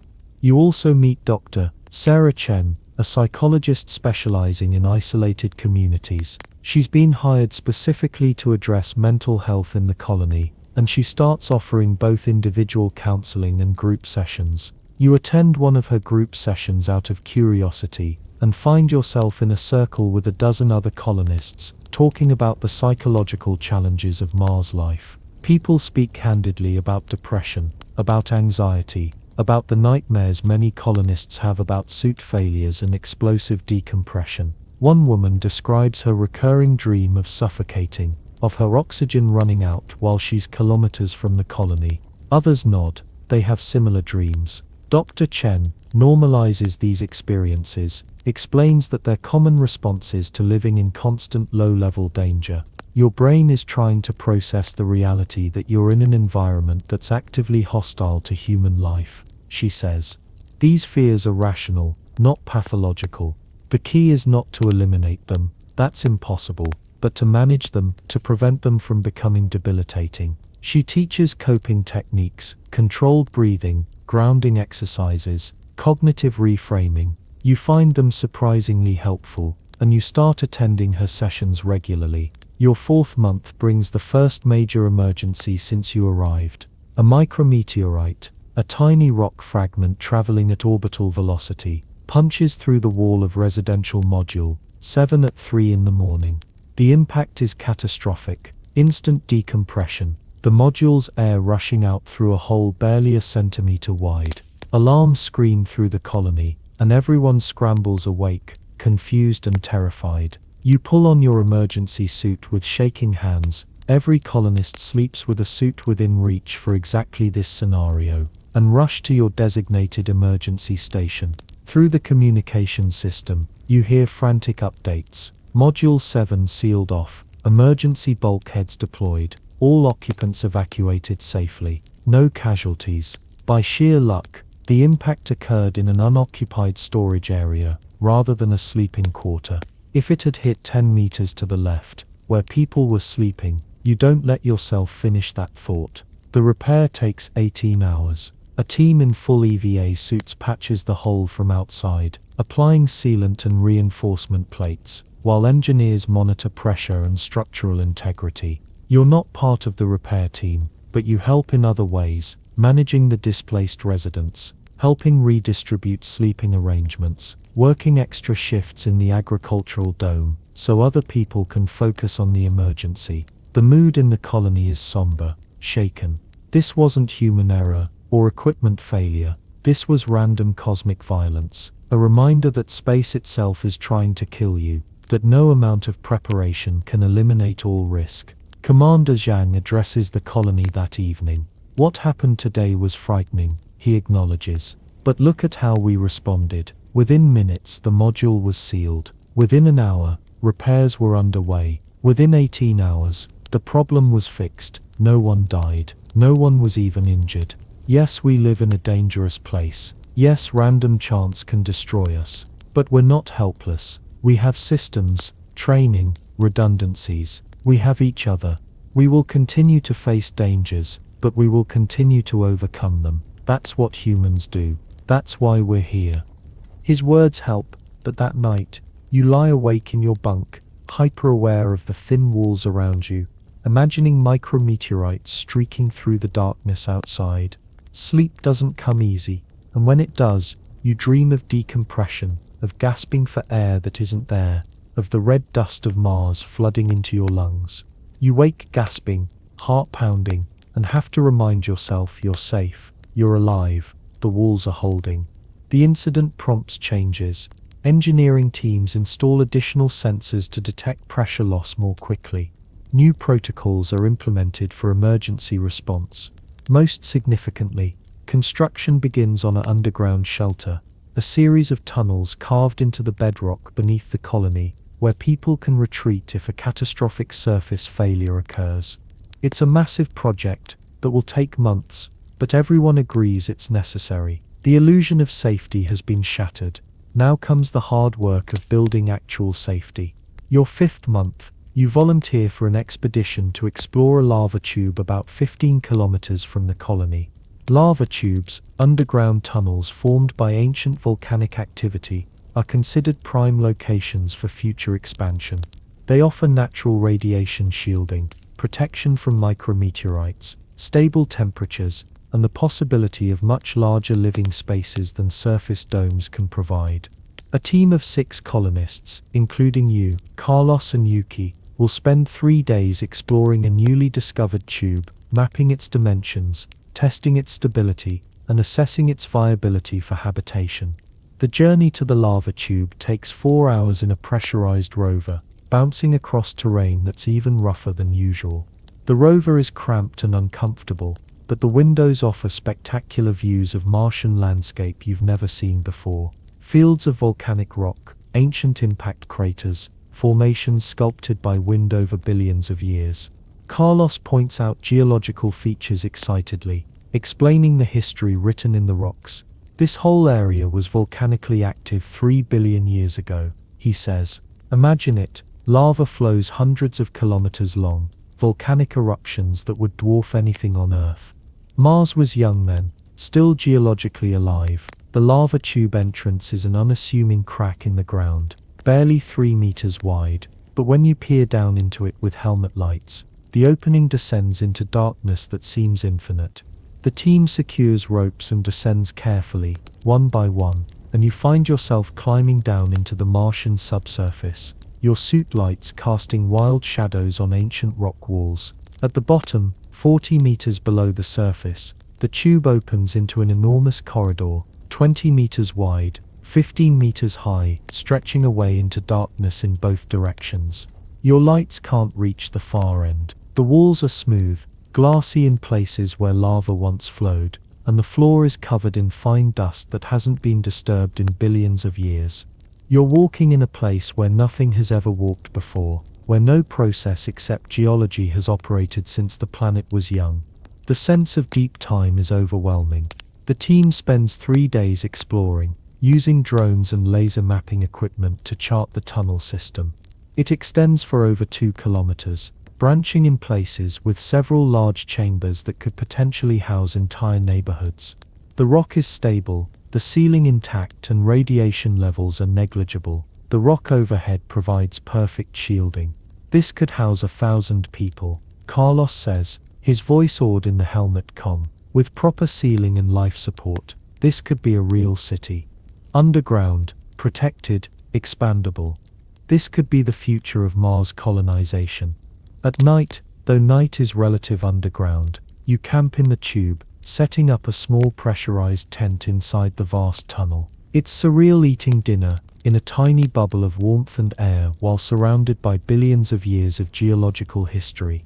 You talk with the team about what this place could become, envisioning corridors lined with living spaces, underground farms, manufacturing facilities, schools. The possibilities seem limitless, and for the first time since arriving on Mars, you feel genuinely optimistic about the future, about what humanity could build here. Returning to the surface on the 3rd day feels strange. You've grown accustomed to the stable environment of the tube, and the surface seems harsh and exposed by comparison. But when you emerge and see the butterscotch sky and the distant horizon, you also feel a surge of affection for this strange world. Mars is becoming familiar, the alien becoming ordinary through repeated exposure. Back at the colony, you throw yourself into work with renewed energy. The potato project is showing promising results. One hybrid strain is showing 20% better growth rates than the original varieties, though it will need more testing. You also start teaching basic botany to some of the colony's teenagers, sharing your knowledge with the next generation. The kids are fascinating. Some were born on Earth but have spent crucial developmental years on Mars, while others arrived young enough that they barely remember Earth at all. They're growing up Martian, and it shows in subtle ways. They move with perfect grace in low gravity. They don't find the sky color strange. They speak casually about things like cycling through the airlock or checking your suit seals. To them, this is normal life. One student, a 14-year-old girl named Priya, who was born on Earth but arrived at age 9, tells you she wants to be the first person born on Earth to climb Olympus Mons. It's possible, she says with teenage certainty. We just need better suits, better life support, and a lot of training. But in 10 years, totally doable. Her confidence is inspiring and slightly terrifying. You're not sure if she fully grasps the dangers, or if she simply has the optimism of youth. Maybe both. Your 6th month brings Martian winter to your hemisphere. The temperature drops, not that you'd know inside the heated habitats, but the external sensors show it plummeting to -120 degrees Celsius at night. The polar ice cap expands as CO2 freezes out of the atmosphere, and the air pressure drops noticeably. Outside work becomes more dangerous, with less margin for error. A suit malfunction in these temperatures would be fatal within minutes. Despite the cold, or perhaps because of it, the colony feels more cohesive. People cluster together more, spend more time in communal spaces. There's a weekly movie night that becomes a major social event, with people bringing cushions and blankets to the main dome and watching films projected on one of the walls. Someone starts a book club, someone else organizes Martian Olympics, competitions specifically designed for low gravity, like distance jumping, high jumping, and a bizarre game that's like three-dimensional tag played in the agricultural dome's vertical farm sections. You also start a personal project, writing. You've been keeping notes since arriving, documenting your experiences, your observations, your feelings. Now you start organizing them into something more structured, a memoir of your first months on Mars, intended for your family, but maybe eventually for a wider audience. You write about the small details that official reports don't capture: the way Martian dust smells faintly metallic when you're decontaminating after an EVA, the particular quality of silence outside, the strange beauty of watching Phobos race across the sky. You write about fear and wonder in equal measure, trying to capture the reality of colonial life beyond the propaganda and marketing. Dr. Chen encourages this when you mention it in a session. Documentation is important, she says, not just for others, but for processing your own experience. You're living through something historically significant. Future generations will want to know what it was really like, beyond the official records and sanitized accounts. Give them truth. The truth is complicated. There are days when you love Mars, when the work feels meaningful and the community feels like family, and you can't imagine being anywhere else. There are other days when you'd give anything to see Earth's blue sky again, to breathe unfiltered air, to walk outside without a suit. Some days you're both simultaneously, homesick for Earth but at home on Mars, caught between two worlds, belonging fully to neither. Your 7th month, tragedy strikes the colony. Dr. Amadi, the surgeon who saved Pavel's life, dies of a massive stroke. It happens quickly. She collapses during dinner, and despite immediate intervention from the other medical staff, she's gone within an hour. The colony is devastated. Dr. Amadi was beloved, essential, irreplaceable. She was the only fully trained surgeon among the 427 colonists, and her death leaves a critical gap in the colony's medical capabilities. The funeral is held in the main dome, and virtually every colonist attends. People speak about her skill, her compassion, her tireless dedication to keeping everyone healthy. They talk about the lives she saved, the procedures she performed with limited equipment and infinite resourcefulness. Someone reads a poem, someone sings, Commander Zhang speaks about sacrifice and service, about how Dr. Amadi gave everything to Mars, including ultimately her life. Her body is buried in a small cemetery plot outside the colony, the first permanent grave on Mars. You attend the burial in your EVA suit, standing in a circle with dozens of other suited colonists, watching as her wrapped body is lowered into red Martian soil.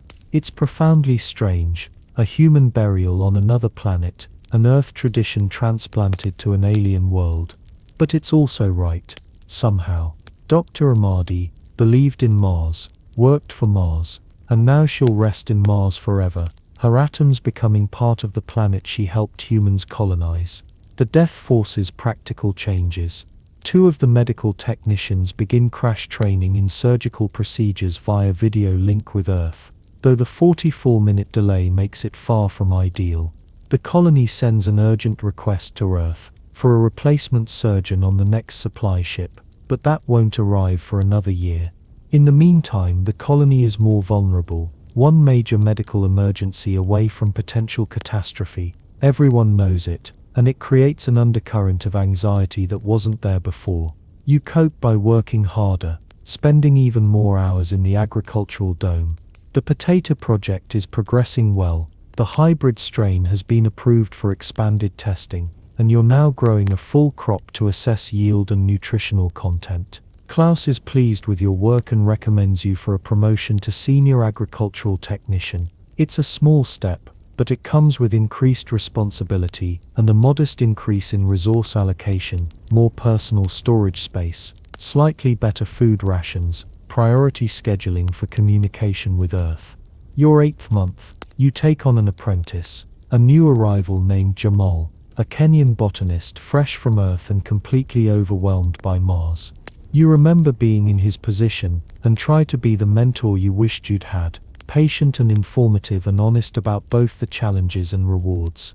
Teaching him helps solidify your own knowledge, and watching him progress from terrified newcomer to competent colonist over the course of weeks gives you satisfaction you didn't expect. You also start a relationship, tentative and uncertain but real. His name is Adrian, a Romanian engineer who works on life support systems, and you've been orbiting each other at social events for months before finally talking seriously at one of Dr. Chen's group sessions. He's quiet, thoughtful, funny in a dry way that catches you off guard. You start spending time together, sharing meals, going for walks through the tunnels, talking for hours about everything and nothing. It's complicated by the confined nature of the colony. Privacy is nearly impossible, and everyone notices everything, but it's also uncomplicated in its honesty. There's no room for games or pretense when you're living in small spaces with shared resources. Either you connect genuinely or you don't, and with Adrian you do. He shows you the life support systems one night, taking you through maintenance tunnels most colonists never see, explaining the intricate dance of machines that keeps everyone alive. Everything cycles, he says, echoing what Lynn told you months ago. Air, water, waste, it all cycles. We breathe out CO2. The plants absorb it and release oxygen. We breathe that. We excrete waste. Bacteria break it down. It becomes fertilizer, grows plants. We eat the plants. It's beautiful, actually. A complete closed-loop ecosystem, miniature and artificial but functional. He pauses at a junction of pipes and cables. If this fails, we all die. Not eventually, within hours. Every pipe, every filter, every pump is the difference between life and death. That's why I love this work. It's not abstract. It's not symbolic. It's literally keeping people alive. His passion is attractive, and you find yourself falling for him in a way you didn't expect, didn't plan for. Love on Mars feels different than love on Earth. More intense because everything here is more intense, more precious, because everything here is more fragile. You hold hands through gloves during an EVA, which is absurd but meaningful, and kiss in the tiny privacy of a storage closet, which is ridiculous but necessary. Your 9th month brings the announcement that construction will begin on Colony Site 2, a smaller settlement 200 kilometers away near a promising water ice deposit. 30 colonists will transfer there, including builders, miners, engineers, and agricultural specialists. You're asked if you want to be part of the team. They need someone to establish farms and food production at the new site. It's a difficult decision. Going would mean pioneering work, being part of something brand new, helping establish humanity's second permanent settlement on Mars. But it would also mean leaving the community you've built here, leaving friends, leaving Adrian. You spend days agonizing over the decision, talking it through with Dr. Chen, with Dr. Okonkwo, with Adrian himself. He doesn't try to influence you either way, which you appreciate, but you can see he wants you to stay. In the end, you decline the transfer. Maybe it's fear of starting over again. Maybe it's attachment to what you've built here. Maybe it's love keeping you in place. Whatever the reason, you stay, and you're relieved by your own decision, which tells you it was the right one. Instead, you help train the agricultural specialist, who does transfer, a young woman named Elena, who's eager and capable, and reminds you of yourself 9 months ago. You teach her everything you know about Martian farming, about the specific challenges of growing food in controlled environments, about managing resources when every drop of water and every gram of nutrients matters. When she leaves with the transfer team, waving from the window of the pressurized transport rover, you feel proud, like you're passing on knowledge that will ripple outward through the growing network of Martian settlements. Your 10th month feels like a turning point. You're no longer a newcomer. You're established, experienced, trusted with important work. The potato hybrid you helped develop is approved for colony-wide cultivation, which means your work will directly contribute to feeding everyone. It's a small victory in the grand scheme of things, but it feels significant. You helped create something adapted specifically for Mars, something that will persist and spread and matter. You're also given permission to start your own small experimental plot in the greenhouse, a personal project beyond your assigned work. You decide to try growing flowers, not for food, not for oxygen production, but purely for beauty, for the psychological benefit of seeing something bloom in this sterile place. You choose marigolds, hardy, fast-growing, cheerful. Dr. Okonkwo thinks you're crazy to use precious resources on something non-essential, but she doesn't stop you. If they make you happy, she says with a shrug, maybe that is essential. The marigolds germinate within days, pushing green shoots up through the soil, and watching them grow becomes a daily meditation. You check them every morning before work, tracking their progress, adjusting water and nutrients, protecting them from temperature fluctuations. When the first buds appear, you're unreasonably excited. When they finally bloom, bright orange flowers against the white walls of the greenhouse, you take photos and send them to your family on Earth. Look, you write, beauty on Mars, life in the desert, hope in a hostile world. Your mother's response comes 44 minutes later, and she's crying in the video. They're beautiful, she says. You're beautiful. I'm so proud of you.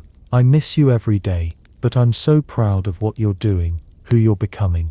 My Martian child, growing flowers in impossible places. The flowers attract attention. Colonists come to see them, to touch the petals gently, to smell them. The first natural fragrance many people have encountered in months. Children press their faces close to the glass, delighted. Someone writes a poem about them. Someone else paints them. Your small experimental plot becomes a symbol, a reminder that humans don't live by bread alone, that beauty matters, that hope matters, that sometimes the impractical is the most practical thing of all. Your 11th month, the colony celebrates its 5th anniversary. 5 years since the first permanent modules were established. 5 years of continuous human presence on Mars. There's a massive celebration, with special food rations released from storage, decorations throughout the main dome, speeches and performances and dancing. Commander Zhang announces that in those 5 years, the colony has grown from 30 initial inhabitants to over 400, has achieved 73% food self-sufficiency, has established mining operations, manufacturing capabilities, and now a second settlement.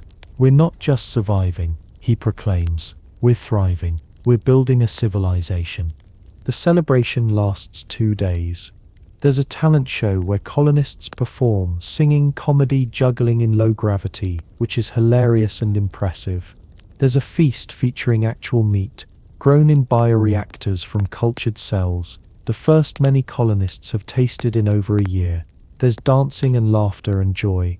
And for those 2 days, the hardship and danger and homesickness fade into the background, replaced by genuine celebration of what's been accomplished. On the second night, you find yourself on the roof of one of the modules, accessible only by a special airlock, requiring suits, but offering an unobstructed view of the Martian sky. Adrian is with you, and you sit together in comfortable silence, watching Phobos and Deimos chase each other across the stars. Earth is visible, that familiar blue-white point, and you point it out. Home, you say, and Adrian nods. But this is home too now, he replies. Both can be true. He's right. You carry Earth in your memory, in your heart, in the letters from your family, and the photos in your locker. But Mars is where you live, where you work, where you love, where you're building something that will outlast you. Both are home, both matter. You're a bridge between worlds, carrying pieces of one into the other. Your 12th month on Mars arrives, a full year since you landed. The colony throws a small party for the dozen colonists who've reached their 1-year anniversary, a tradition to mark the milestone. You receive a certificate, absurdly formal and beautifully printed, declaring you an official Martian resident, acknowledging your year of service and contribution. It's symbolic, but symbols matter. That night, you stand in the observation lounge one last time before bed, looking out at the landscape that's become familiar. The red rocks, the distant mountains, the butterscotch sky fading to purple as the sun sets. A year ago, this was alien and terrifying. Now it's landscape, scenery, home. You've adapted more than you realized. The gravity feels normal. The sky color is just the sky. The recycled air tastes fine. You've become in some fundamental way Martian. You think about everything that's happened in this year.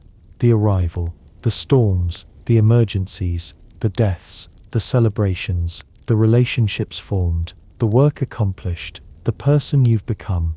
You came to Mars uncertain and afraid. You're still uncertain. Life here will always be uncertain, but you're no longer afraid. You're competent, confident, part of a community working towards something larger than individual survival. As you head to your bunk for sleep, passing through corridors you know by heart, greeting colonists who've become friends, you realize something profound. You chose this. You continue to choose it every day. You could request a return flight to Earth. Some colonists do, unable to adapt, unwilling to stay. But you won't. This is where you belong now, here on the frontier, helping humanity become a multi-planetary species. You fall asleep in your Martian bunk, in 1/3 gravity, breathing recycled air, surrounded by the quiet sounds of the colony at night, and dream of flowers blooming in red soil, of children playing in underground tunnels, of cities yet to be built in ancient lava tubes, of a future where Mars isn't a desperate outpost, but a living, thriving world. You are a Martian colonist, and this is only the beginning. Your second year on Mars begins not with celebration, but with crisis. A solar flare, one of the massive coronal ejections that periodically erupt from the Sun, sends a wave of radiation toward Mars. Unlike Earth, which has a protective magnetic field that deflects most solar radiation, Mars is naked to these cosmic storms. The colony has 36 hours warning from orbital satellites, 36 hours to prepare for a bombardment of high-energy particles that could kill anyone caught outside and damage sensitive electronics even inside the habitats. Commander Zhang orders a full evacuation to the underground shelter, the network of tunnels that's been under construction since the micrometeorite incident. It's not finished, not properly outfitted for long-term habitation, but it's deep enough to provide protection. 427 people scramble to move essential supplies, equipment and personal belongings into the tunnels, working frantically against the countdown. You help carry crates of food, medical supplies, computer systems, anything that can't be replaced easily. if the surface facilities are damaged. The tunnels are cramped and uncomfortable, lit by harsh LED strips and smelling of fresh-cut rock and human bodies packed too close together. Families cluster in small alcoves. Equipment is stacked wherever there's space. The air is stale despite the ventilators working overtime. You end up in a section with Adrian, Yuki, Carlos, and about 30 others, sitting on the bare rock floor, with your backs against the walls, waiting for a danger you can't see or hear or feel, trusting instruments and predictions to tell you when it's safe. The solar storm hits 18 hours into your shelter stay. On the surface, invisible radiation sleets through the empty habitats, through the walls, degrading electronics and bombarding anything organic. Down here, meters of solid rock absorb it all, reducing the deadly flux to negligible levels. But the psychological impact is real. You're huddled underground like ancient humans hiding from predators, acutely aware of your vulnerability, of how thin the margin is between survival and extinction on this world. People cope in different ways. Some sleep, or try to. Others talk nervously, sharing stories, jokes, anything to fill the silence. The children are restless, confused about why they can't go home, and the parents struggle to keep them calm and entertained. Dr. Chen moves through the tunnels, offering support, checking on people's mental states, identifying those who are struggling most with the confinement. You see her guide, one man, clearly on the edge of panic, through breathing exercises until he calms down. Adrian pulls out a tablet and shows you photos from his childhood in Romania, a small village in the Carpathian Mountains, all wooden houses and green forests and blue sky. I used to complain about how isolated it was, he says quietly. No city nearby, no shopping centers, barely any internet. I thought it was the middle of nowhere. He laughs without humor. I had no idea what isolation really meant. You lean against him, feeling the warmth of his body through your clothes, grateful for human contact in this stone tomb deep in the Martian subsurface. The all clear comes after 48 hours. The solar storm has passed, and radiation levels have returned to normal background levels, still higher than Earth, always higher than Earth, but manageable with the colony's shielding and safety protocols. People emerge from the tunnels exhausted, stiff, desperate for space and privacy and normalcy. The habitats are intact, though several computer systems have been damaged by the radiation and will need repair or replacement. The solar panels are fine. The greenhouses survived. No casualties, no major losses. Another crisis weathered, another reminder of how precarious existence is on Mars. But something has changed. In those 48 hours underground, crushed together in uncomfortable proximity, the colony bonded in a new way. Barriers broke down. People who were acquaintances became friends. The experience was miserable, but it was shared misery, and there's a peculiar intimacy in surviving hardship together. In the days following the solar storm, you notice the colony feels more cohesive, more unified. The experience forged you all into something more than a collection of individuals. You're a tribe now, bound by common experience and mutual dependence. Work resumes, but with renewed urgency to complete the underground expansion. What was once a backup shelter is now recognized as essential infrastructure. Teams work around the clock, or rather around the soul, Mars's slightly longer day that everyone has adapted to, excavating new chambers, installing proper life support, creating living spaces that could house the entire population comfortably, if another crisis requires it. You volunteer for excavation shifts, operating the mining robots that chew into the bedrock, hauling away debris, learning skills you never imagined you'd need. The work is hard and dirty, even in the low gravity. The dust gets into everything, your suit seals, your hair, your lungs despite the filters. You shower twice a day now, and still feel gritty. But there's satisfaction in it, in carving out new spaces for humanity in the ancient Martian stone. You're literally expanding the footprint of human civilization, 1 cubic meter at a time. The chamber you help excavate will become an underground farm, eventually a space for growing crops shielded from radiation, protected from surface hazards, part of the colony's path toward greater self-sufficiency. During a break, sitting in the partially completed chamber with your excavation team, Carlos points out layers in the exposed rock. "See these strata," he says, running a gloved hand along colored bands in the stone. "Each layer tells a story. This dark band is volcanic ash from an eruption 3 billion years ago. This lighter layer is sedimentary rock that formed underwater. Yes, actual water. Mars had lakes, rivers, maybe even an ocean once. And we're cutting through it all, creating our own layer that future geologists will study billions of years from now. Here they'll say, this is when humans came to Mars. This is when everything changed."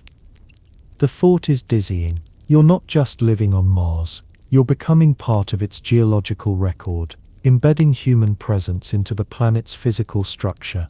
Long after the colony is gone, long after humanity is gone perhaps, these tunnels will remain, testament to a species that reached beyond its home world and clawed out a foothold in the cosmos. Your 14th month brings the first Martian-born human. Maya, a colonist who arrived pregnant from Earth, gives birth to a healthy baby girl in the colony's medical bay. The event stops everything. Work halts, people crowd outside the medical bay, and when Dr. Sophie emerges with the baby and announces she's perfect, 3.2 kilograms, healthy lungs, no complications. The cheering is so loud it echoes through every dome and tunnel in the colony. They name her Aria, and she becomes the colony's shared child, doted on by everyone, a symbol of hope and continuity. You visit Maya a few days after the birth, bringing a gift, a small stuffed animal made from fabric scraps, sewn together during your off hours. Aria is asleep in her mother's arms, tiny and perfect and completely unaware that she's the first human born on another planet, that she's making history just by existing. "She'll never know Earth," Maya says softly, looking down at her daughter. "Not directly, just stories and videos. Mars is all she'll ever know as home." There's wonder in her voice, an uncertainty, and fierce protective love. "What kind of childhood can I give her here? What kind of life? You don't have answers, but you offer what comfort you can. The colony will help raise Aria. She'll have dozens of aunts and uncles, teachers and mentors. She'll grow up knowing she's precious, important, loved." Maybe that's enough. Maybe that's everything. The birth sparks conversations about the future, about what it means to raise children on Mars, about the ethical implications of condemning or blessing someone to a Martian life from birth. Dr. Kowalski leads a discussion group on the topic, and the debates are fierce. Some argue it's wrong to have children here, that the risks are too great, the unknowns too vast. Others counter that humanity has always had children in uncertain circumstances, that every generation faces unknowns, that Martian children might be humanity's future. There's no consensus, no clear answer, just passionate people grappling with impossible questions. Your 15th month, you're selected for an extended expedition, a 2-week journey to explore a canyon system 300 kilometers from the colony. It's the longest, most distant expedition you've attempted, requiring specialized equipment and careful planning. The team consists of 8 colonists. You, Carlos, Yuki, a geologist named Fatima, 2 engineers, a biologist searching for any signs of past or present Martian life, and a medical technician. You'll travel in 2 pressurized rovers, carrying enough supplies for 3 weeks in case of emergency, exploring terrain no human has ever crossed. The night before departure, you can barely sleep. Excitement and nervousness war in your stomach. Adrian holds you in his bunk, technically against regulations, but no one enforces the rules strictly anymore, and murmurs reassurances. You'll be fine. You're trained, experienced, capable, and you'll see things no one else has seen. That's worth the risk. You know he's right, but leaving the safety of the colony still feels like stepping off a cliff. The journey begins at dawn, or what passes for dawn on Mars, the sun rising small and distant over the red horizon, casting long shadows across the landscape. The rovers are surprisingly comfortable, pressurized and heated, with bunks, a small galley, and enough space to move around. Remove your suit, stretch. You travel slowly, carefully, navigating boulder fields and crater rims, averaging maybe 20 kilometers per hour across terrain that's rough and unpredictable. The landscape changes as you travel. The familiar red desert near the colony gives way to different geological formations, layered mesas, wind-sculpted rocks, ancient river valleys cut deep into the crust. Carlos is in heaven, stopping constantly to collect samples, take measurements, explain the history written in stone. This was all underwater once, he says, gesturing at a vast flat plain, a lake maybe, or part of a sea. These sediments settled particle by particle at the bottom, then the water disappeared, and wind carved them into what we see now. 4 billion years of history, preserved perfectly in airless silence. You camp the first night in a shallow crater, parking the rovers in a protective circle, and extending a connecting tunnel between them to create shared living space. The sunset is spectacular. You're at a higher elevation than the colony, and the view stretches to the horizon in all directions, the sky shifting through its alien color palette of peachy beige to purple to deep blue-black. Stars emerge, impossibly numerous, and you eat dinner standing outside in your suit, unwilling to miss a moment of the spectacle. Fatima, the geologist, points out features on the horizon. That's Eos Chasma, the eastern extension of Valles Mariner. Tomorrow we'll descend into it. The walls are 7 kilometers high in some places, 7 kilometers of exposed rock layers, each one a chapter in Mars's history. It's like reading a book written in stone. Her enthusiasm is infectious, and you find yourself looking forward to the descent with anticipation rather than fear. The second day, you enter the canyon system. The descent is terrifying and exhilarating. The rovers crawling down ancient landslide paths, wheels gripping loose rubble, the canyon walls rising higher and higher on either side, until the sky is just a narrow strip of butterscotch far above. The scale is overwhelming, humbling. On Earth, the Grand Canyon is considered spectacular. This makes the Grand Canyon look like a ditch. You're descending into a wound in the planet itself, a scar kilometers deep cut by forces you can barely imagine.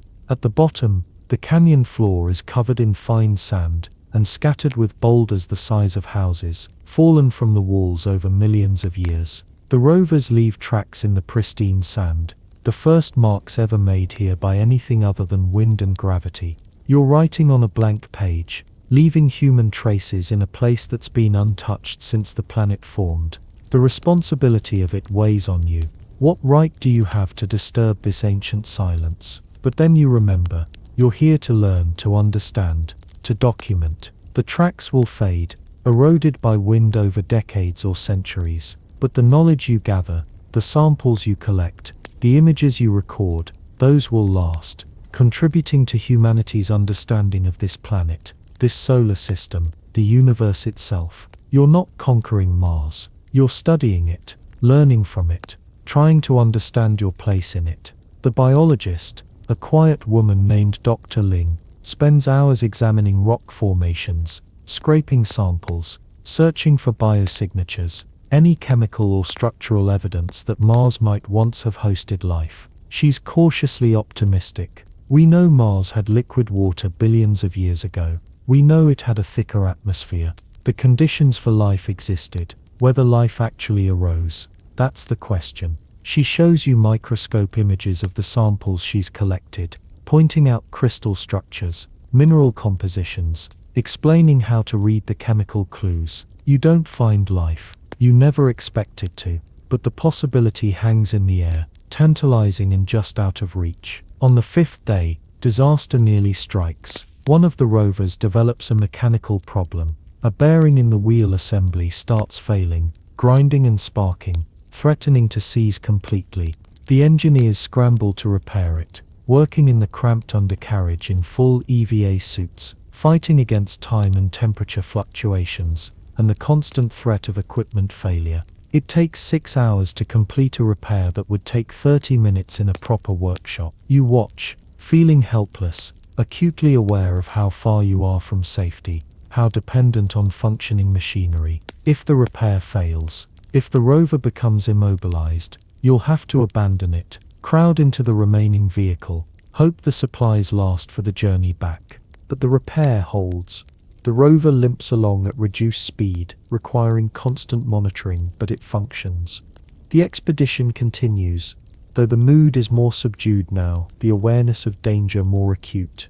You're pushing the boundaries of what's possible on Mars, operating at the edge of your capabilities and resources, and the planet is unforgiving of mistakes. The canyon system is vast, branching in multiple directions, and you explore what you can in the time available. You find evidence of ancient water flows, channels cut into rock, mineral deposits that form only in the presence of liquid water, layered sediments that speak of lakes or rivers long since vanished. You find impact craters within the canyon, meteorites that struck after the canyon formed, adding violence to geology. You find beauty, rock formations carved by wind into impossible shapes, colors ranging from rust red to golden yellow to deep purple, vistas that take your breath away even through a helmet visor. On the 8th day, you discover something unexpected: ice. Not just traces of subsurface ice, but actual exposed ice, a deposit in a permanently shadowed crater within the canyon, protected from sunlight and sublimation for potentially millions of years. The discovery sends the team into excitement. Water ice is precious on Mars, essential for life support, for fuel production, for everything the colony needs. This deposit could support future exploration, maybe even a secondary settlement. You take careful measurements, samples, photographs, documenting everything for analysis back at the colony. That night, celebrating the discovery with carefully rationed alcohol, someone brought a flask of homemade potato vodka. The conversation turns philosophical. "We're looking for life," Dr. Ling says, slightly drunk, "but maybe we're the life. Maybe Mars has been waiting 4 billion years for something living to arrive, and we're it. We're the answer to the question, can Mars support life? Yes, we're making it happen." It's a narcissistic thought, perhaps, but there's truth in it too. You are life on Mars, biological organisms carving out an existence through technology and determination and sheer stubborn refusal to die. The return journey takes 6 days, the damaged rover slowing your progress. You arrive back at the colony exhausted, filthy, exhilarated, and deeply relieved. The familiar domes and tunnels look like paradise after 2 weeks in the wilderness.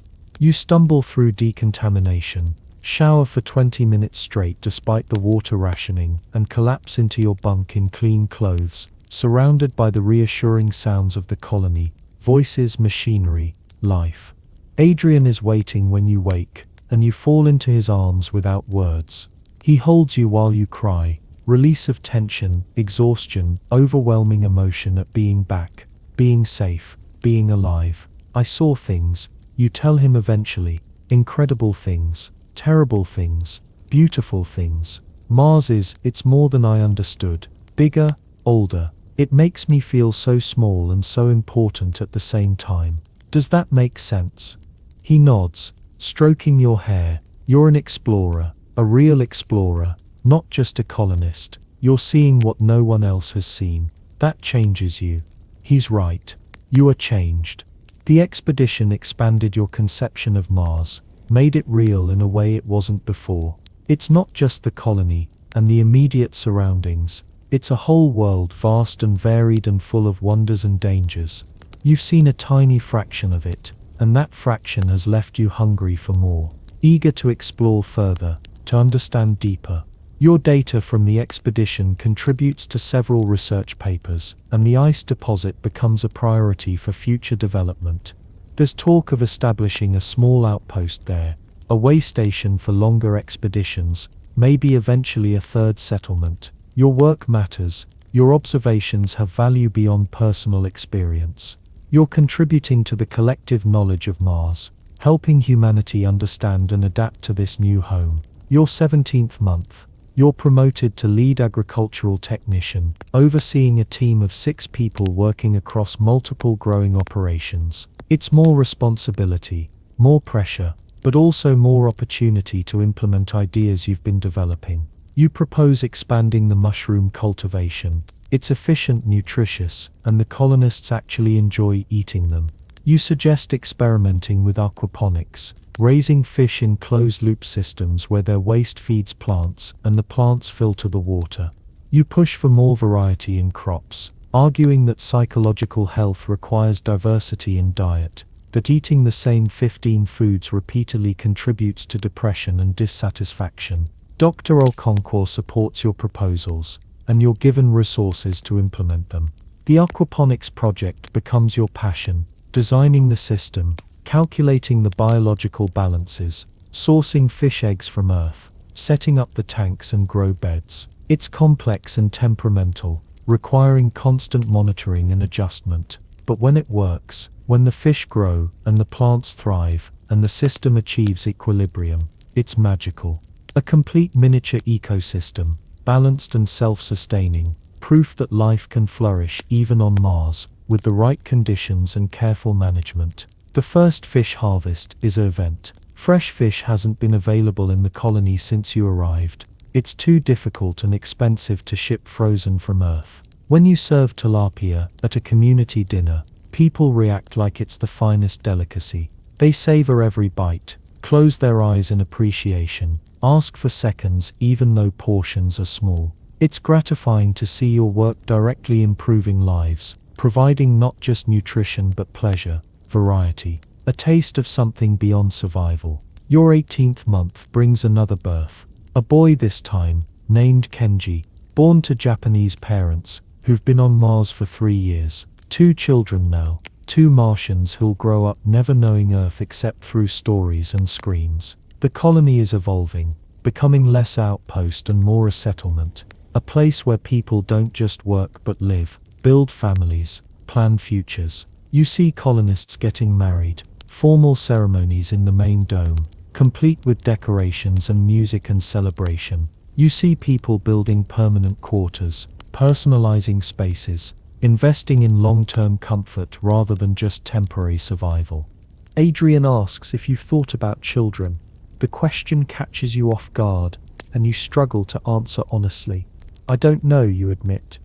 Part of me wants to, part of me thinks it's irresponsible, bringing a child into this environment, this danger. What kind of life would they have? What kind of future? He nods thoughtfully. But they'd have a purpose, they'd be part of something historic, and they'd have a whole planet to explore, to shape, to make their own. Maybe that's better than a safe, comfortable, ordinary life on Earth. You don't reach a conclusion, but the conversation plants a seed, makes you consider possibilities you'd been avoiding. Your 19th month, catastrophe strikes Colony Site 2, the smaller settlement 200 kilometers away. A critical failure in their water recycling system, combined with contamination of their backup supplies, leaves 30 colonists facing dehydration and potential death. The emergency call comes through in the middle of the night, and the colony mobilizes immediately. A rescue convoy is assembled, 3 rovers loaded with water, replacement equipment, and technical specialists. You volunteer to go, and despite Adrian's protests, you're selected for the team. The journey to Site 2 is tense and urgent. You push the rovers harder than is safe, racing against time, knowing that people are dying with every hour of delay. The landscape blurs past. You barely notice the terrain, focused entirely on speed and destination. When you arrive after 18 hours of continuous driving, the situation is dire. Colonists are rationed to minimal water, already showing signs of dehydration, and the technical team is struggling with repairs they don't have the expertise to complete. Your team takes over, working in shifts around the clock. The engineers diagnose the problem, a cascade failure triggered by bacterial contamination in the filtration system, complicated by a design flaw in the backup protocols. You help however you can, hauling equipment, distributing emergency water supplies, assisting with repairs. The work is exhausting, the pressure immense, lives depend on getting the system operational again. After 36 hours, The water recycling system is repaired and functioning. The colonists of Site 2 are safe, crisis averted, but it was close. Another 12 hours, and people would have started dying of dehydration.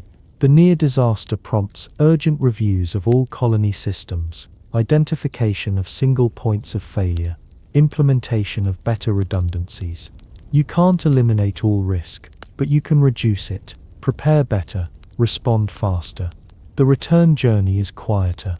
Everyone processing the experience. The reminder that Mars is always trying to kill you. That survival requires constant vigilance and mutual support. You sleep in the rover, dreamless exhausted sleep, and wake to find Adrian's face on your tablet. He sent a dozen messages, worried, relieved, asking you to call as soon as you're back. The concern in his voice when you finally talk makes your chest tight. He cares, really cares, and you realize you care too, deeply, in a way that's both terrifying and wonderful. Your 20th month, you make a decision that's been building for a while. You request an extension of your contract. Your original agreement was for 5 years, with an option to return to Earth afterward. But you're not ready to leave. Mars has become home in ways you didn't expect, and the thought of returning to Earth, to high gravity, thick atmosphere, crowded cities, a planet that feels alien now despite being your birthplace, doesn't appeal. You submit the paperwork to extend for another 5 years, and when it's approved, you feel simultaneously relieved and committed, like you've closed a door behind you and opened a larger one ahead. Adrian reacts with quiet joy when you tell him. I was afraid you'd leave, he admits. I didn't want to influence your decision, but I was terrified of losing you. You kiss him, there in the tunnel between habitats, not caring who sees. I'm staying, you tell him. This is home now. You're home now. It's a declaration, a commitment, and it feels right in a way few things in your life have felt right. The potato varieties you helped develop are now the colony's primary starch source, feeding hundreds of people daily. Your aquaponics system has been replicated in 3 other locations. The marigolds you grew on a whim have inspired others to cultivate flowers, and now there are small gardens throughout the colony, roses, tulips, even a bonsai maple that Klaus has been nurturing for months. Beauty and life are spreading through the settlement, making it less a sterile facility and more a living community. You're teaching classes now, passing on your knowledge to newer colonists and the growing number of young people. Aria, the first Martian born, is a year old now, taking her first steps in 1/3 gravity, bouncing and giggling as she leaps higher than any Earth child ever could. Kenji is months behind her, but developing well. There's talk of establishing a proper school, a formal education system for the children growing up on Mars. You volunteer to teach botany and agriculture, to help shape the next generation's understanding of how to feed themselves on this planet. Your 21st month, you participate in a documentary being filmed about life on Mars. A film crew arrived on the latest supply ship, planning to spend 6 months documenting the colony for audiences on Earth. They interview you about your work, your experiences, your feelings about Mars. You try to explain what it's like, the fear and wonder, the hardship and beauty, the way Mars challenges and changes you. It's not romantic, you tell the camera. It's hard and dangerous and uncomfortable, most of the time, but it's also meaningful in a way nothing on Earth ever was for me. Every day here matters. Every action has consequences. You can't coast through life on Mars. You have to engage, contribute, be part of the community, or you'll die. That sounds grim, but it's also liberating. You know your matter. That's worth more than comfort. The documentary crew films everyday life, meals, work shifts, exercise routines, social events. They capture the mundane reality that underlies the dramatic narratives about Mars colonization. People doing laundry, people arguing about bathroom schedules, people playing cards in the recreation area, people being human, ordinary, flawed, and resilient. You hope the documentary shows this, shows that Martian colonists aren't superhuman heroes, but regular people doing extraordinary things through cooperation and persistence. Your 22nd month, another solar storm forces everyone underground again, but this time the experience is different. The underground facilities are complete now, comfortable, properly equipped. Instead of huddling in rough tunnels, people retreat to furnished chambers with bunks, recreation areas, full kitchens. It's still confinement, still stressful, but manageable. You spend the 48 hours underground reading, talking with friends, teaching an impromptu class on plant biology to a group of teenagers. The storm passes, and you emerge without the trauma of the first time, just mild annoyance at the disruption. You're adapting. Everyone is adapting. Mars is becoming normalized. Its dangers recognized, but not paralyzing. You're learning to live here, really live, not just survive. The difference is subtle but important. Survival is reactive, focused on avoiding death. Living is active, focused on creating meaning and value and joy despite the circumstances. Your 23rd month, you're asked to join the Colony Planning Committee, a group that makes decisions about resource allocation, expansion priorities, and long-term strategy. It's an honor and a responsibility, placing you among the leadership, helping to shape the colony's future. The discussions are complex and contentious, balancing immediate needs against long-term goals, weighing risk against reward, trying to serve 400 people with limited resources and unlimited challenges. One heated debate centers on whether to prioritize expanding food production or developing manufacturing capabilities. You argue for food. People need to eat before they need manufactured goods, and greater self-sufficiency in food means less dependence on Earth shipments. Others counter that manufacturing is essential for producing replacement parts, building materials, equipment that can't be shipped from Earth economically. The discussion goes on for hours, everyone passionate, everyone certain their priority is correct. Eventually a compromise is reached. Parallel development, allocating resources to both, but carefully sequenced to maximize efficiency. You're learning politics, negotiation, leadership. It's not work you ever imagined doing, but it's necessary work, and you discover you're reasonably good at it. You can see multiple perspectives, find common ground, propose solutions that satisfy competing interests. Adrian jokes that you're becoming a politician, and you throw a cushion at him, but there's truth in it. Governance matters on Mars. Good decisions keep people alive. Bad ones kill them. There's no room for incompetence or corruption when survival is always uncertain. Your 24th month, 2 full years on Mars, arrives with little fanfare. You've crossed another milestone, but it feels less significant than the first year. You're established now, experienced, a veteran colonist. New arrivals look to you for guidance, and you provide it, remembering what it was like to be new and frightened and overwhelmed. The cycle continues. New colonists arrive, struggle, adapt, become veterans themselves, help the next wave. The colony grows, slowly but steadily, each person adding skills and knowledge and labor to the collective effort. You stand in the observation lounge one evening, watching the sunset, still beautiful, still alien, but familiar now. Earth is visible, that blue-white star, and you think about everyone you left behind, everyone living on that distant world. Your mother is older now, your niece and nephew growing up without knowing you except through delayed video messages. Your friends have moved on with their lives, pursuing careers and relationships and ordinary concerns that feel impossibly distant from your reality. But you don't regret coming to Mars, not for a moment. This place has given you purpose, community, love, and challenges that have shaped you into someone stronger and more capable than you ever imagined being. You're helping build something that will outlast you by centuries, a permanent human presence on another world, the foundation for humanity's expansion into the solar system and beyond.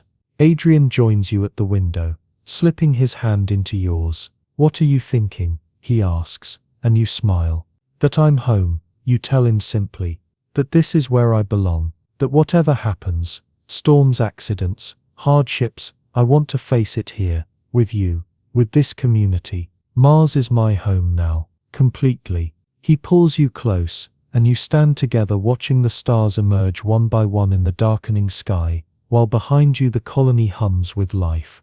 People eating dinner, children playing, machines maintaining the delicate balance that keeps everyone alive. This is humanity on Mars in 2050. Messy, difficult, dangerous, and absolutely incredible. You're living the future, writing history with every breath, every action, every day.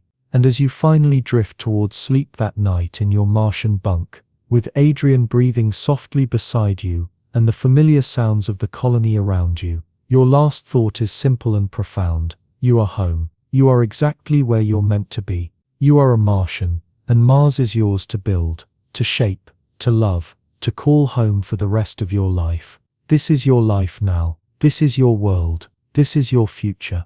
Red and dusty and beautiful and impossible and real, and you wouldn't trade it for anything in the universe.